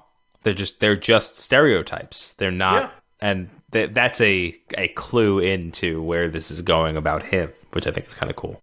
And it's something we talked about last week, right? Where this idea of the story being told to us in the mode of a mythic tale, right? A heroic tale, where things are sensationalized. And as soon as you start to feel like you've got a grasp of what's going on, you realize that everything, even the thing that is given to you as exposition, right? This isn't rumor mongering you hear in some tavern or something like that that's meant to be world building. This is something that has been presented to you as a rule from the beginning of. It's one of the few things you feel like you could fall back on comfortably. Okay, I know Witchers, they don't feel anything. That's just part of their deal. And it's oh, maybe that's not true either. Yep. My life is a lie.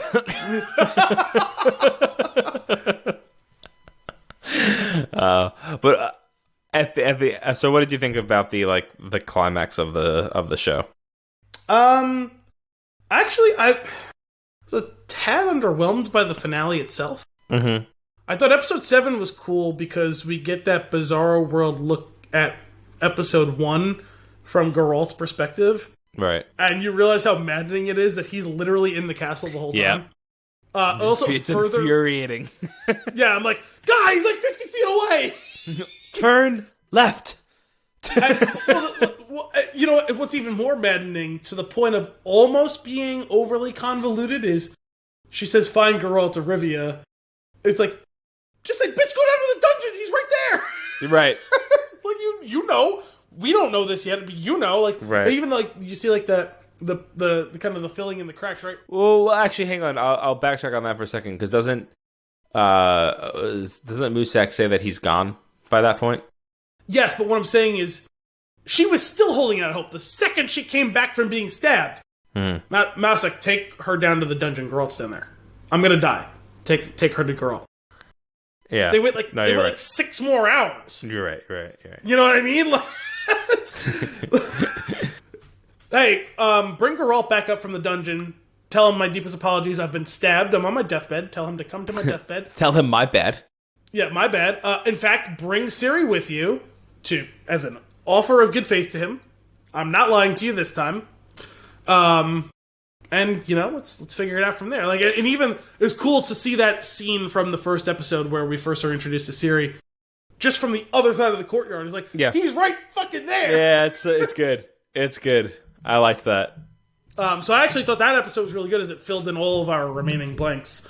Plus, we get finally an idea of what this whole Nilfgaard thing is about, as we see the conclave of mages at Aretuza. We get to get a better sense for. We've had a little snapshot of what the politics internally for them look like, and we get a bigger. It's not just a 1-versus-1 thing. That there's many conflicting voices in this council, and that they don't only have their own personal gain in the mix, right? There are some who, while it may align with their personal beliefs, really important things that they think that they can accomplish, that they're fighting over, philosophical questions of the realm, right? As you would hear in what's his name, Varys in Game of Thrones. I think of the realm and what's going to do to everyone and all that sort of stuff. And it's like, right. Some of these people have their priorities straight, even if they don't necessarily agree or align. They're trying to do good. And we get a little taste of what Fringilla is all about and what Here is all about.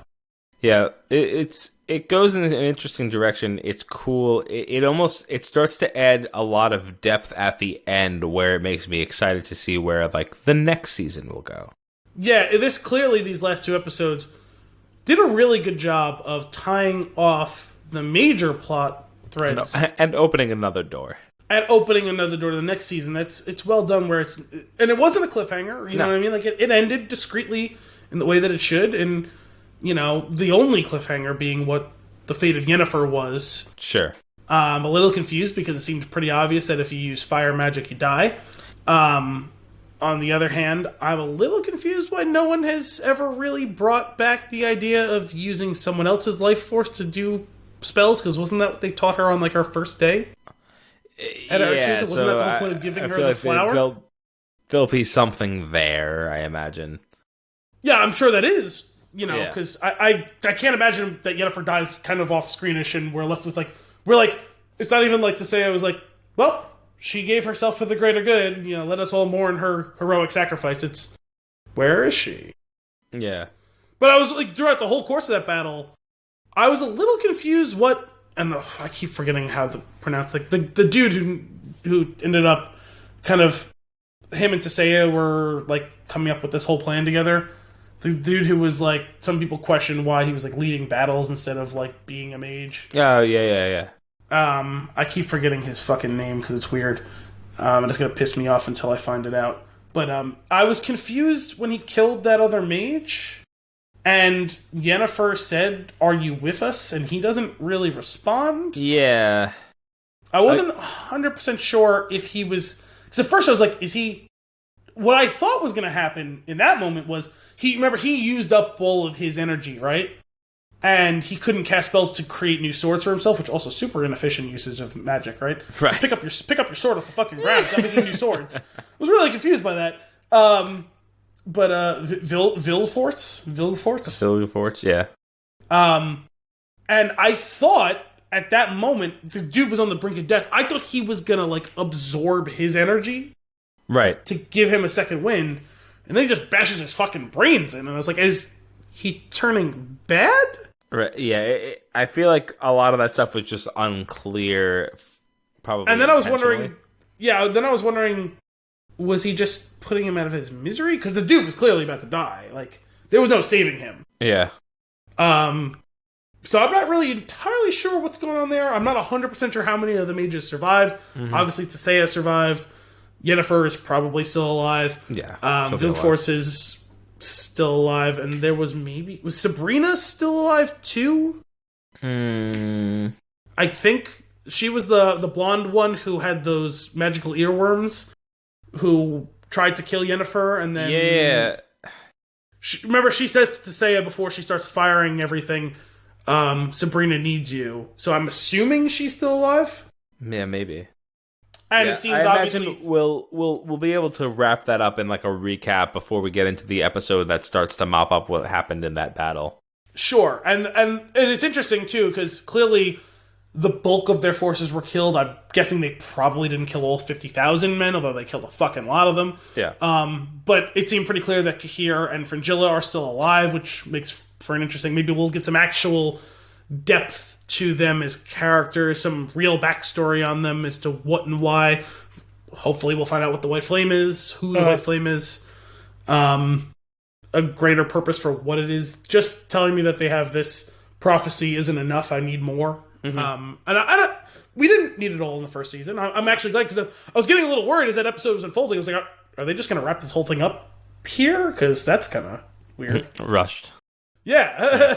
Like, no, instead it's like it's enough to move the story, have some sort of end, but really just open the door for a lot of questions and places to go, which I'm curious. I mean, like, there's obviously a lot of source material to work from, so it's probably set up in a nice way I imagine it's set up in a nice way for fans that like know the information already, or at least how it goes down in other formats. So yeah. I'm looking forward to a second season. I wasn't 100% sure because from what I gather, this isn't based on any one of the books or stories. That I think it's actually supposed to take place between a couple of them. Mm-hmm.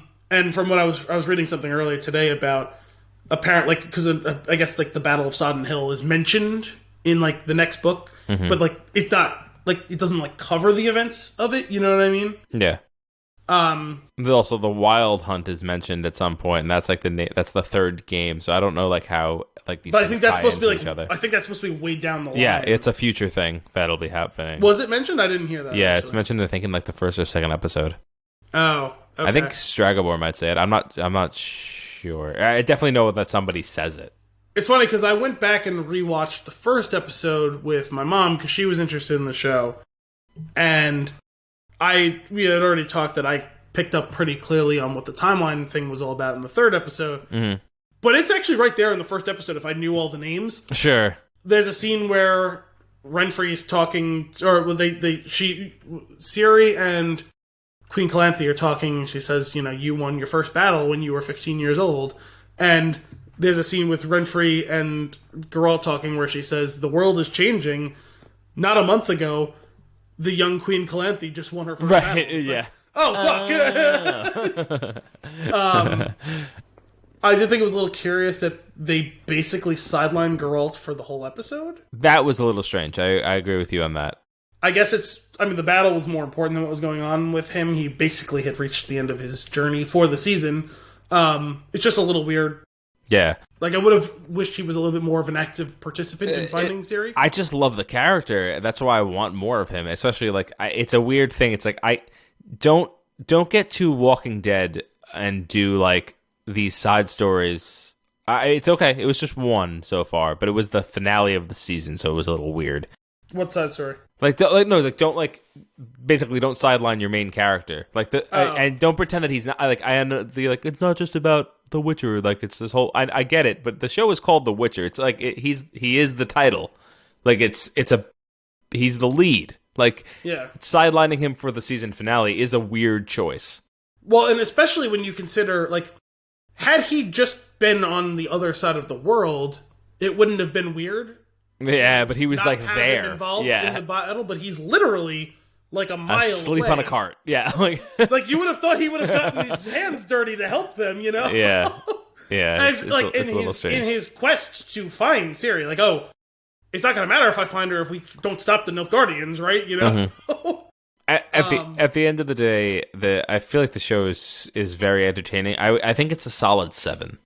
Yeah, I think that's perfect. Like, I really liked it, but I didn't love it. This isn't one of those like when they say, "Oh, the next season will start on whatever date," I'll be like, "Nice, I'm going to be looking forward to that." But yeah. I'm not going to be like, "This isn't going to be something that I write an anticipation article about." Right. You know what I mean? Like, I'm genuinely excited to see the next season, Same. but I'm not going to be you're not going to catch me 6 months from now like, oh fuck, I need The Witcher back. You know? No, it's just a good watch. It came at the right time, like when I was on my in the in between holiday of got some work, but also it's like kind of slow, and like at night I was putting The Witcher on, and like all of a sudden I'm like halfway through the season. I was like, I'm really enjoying my time with this show, knowing full well like this isn't the best show. You could watch it a little bit passively at times, but it's like it's just entertaining. It settled in as basically like a season 5, 6-ish of Game of Thrones, where it's like it's good and it's fun and like I'm in, but it's not like it's incredibly well written or incredibly well acted, but like it's good. It's competent at everything. You know, it's like Game of Thrones just starting to decline from its peak type of thing. And it's different enough where it doesn't feel too samey with other things like a Game of Thrones or like which I appreciate. Yeah, but I really liked it. Against my better judgment, I was afraid that I was going to have zero. Like I really had no interest in it earlier on when it was announced. Yeah, until I sent you that GIF. Well, now I have to know what's going on. Yeah, that was it. That was what sealed the deal. Going to your Witcher.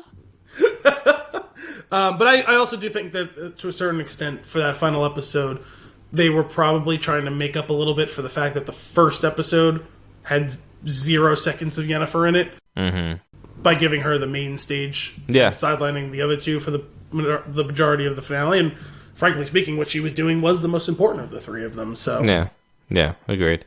Well, The Witcher, it's a 7-ish. You heard it here. We'll be back next week.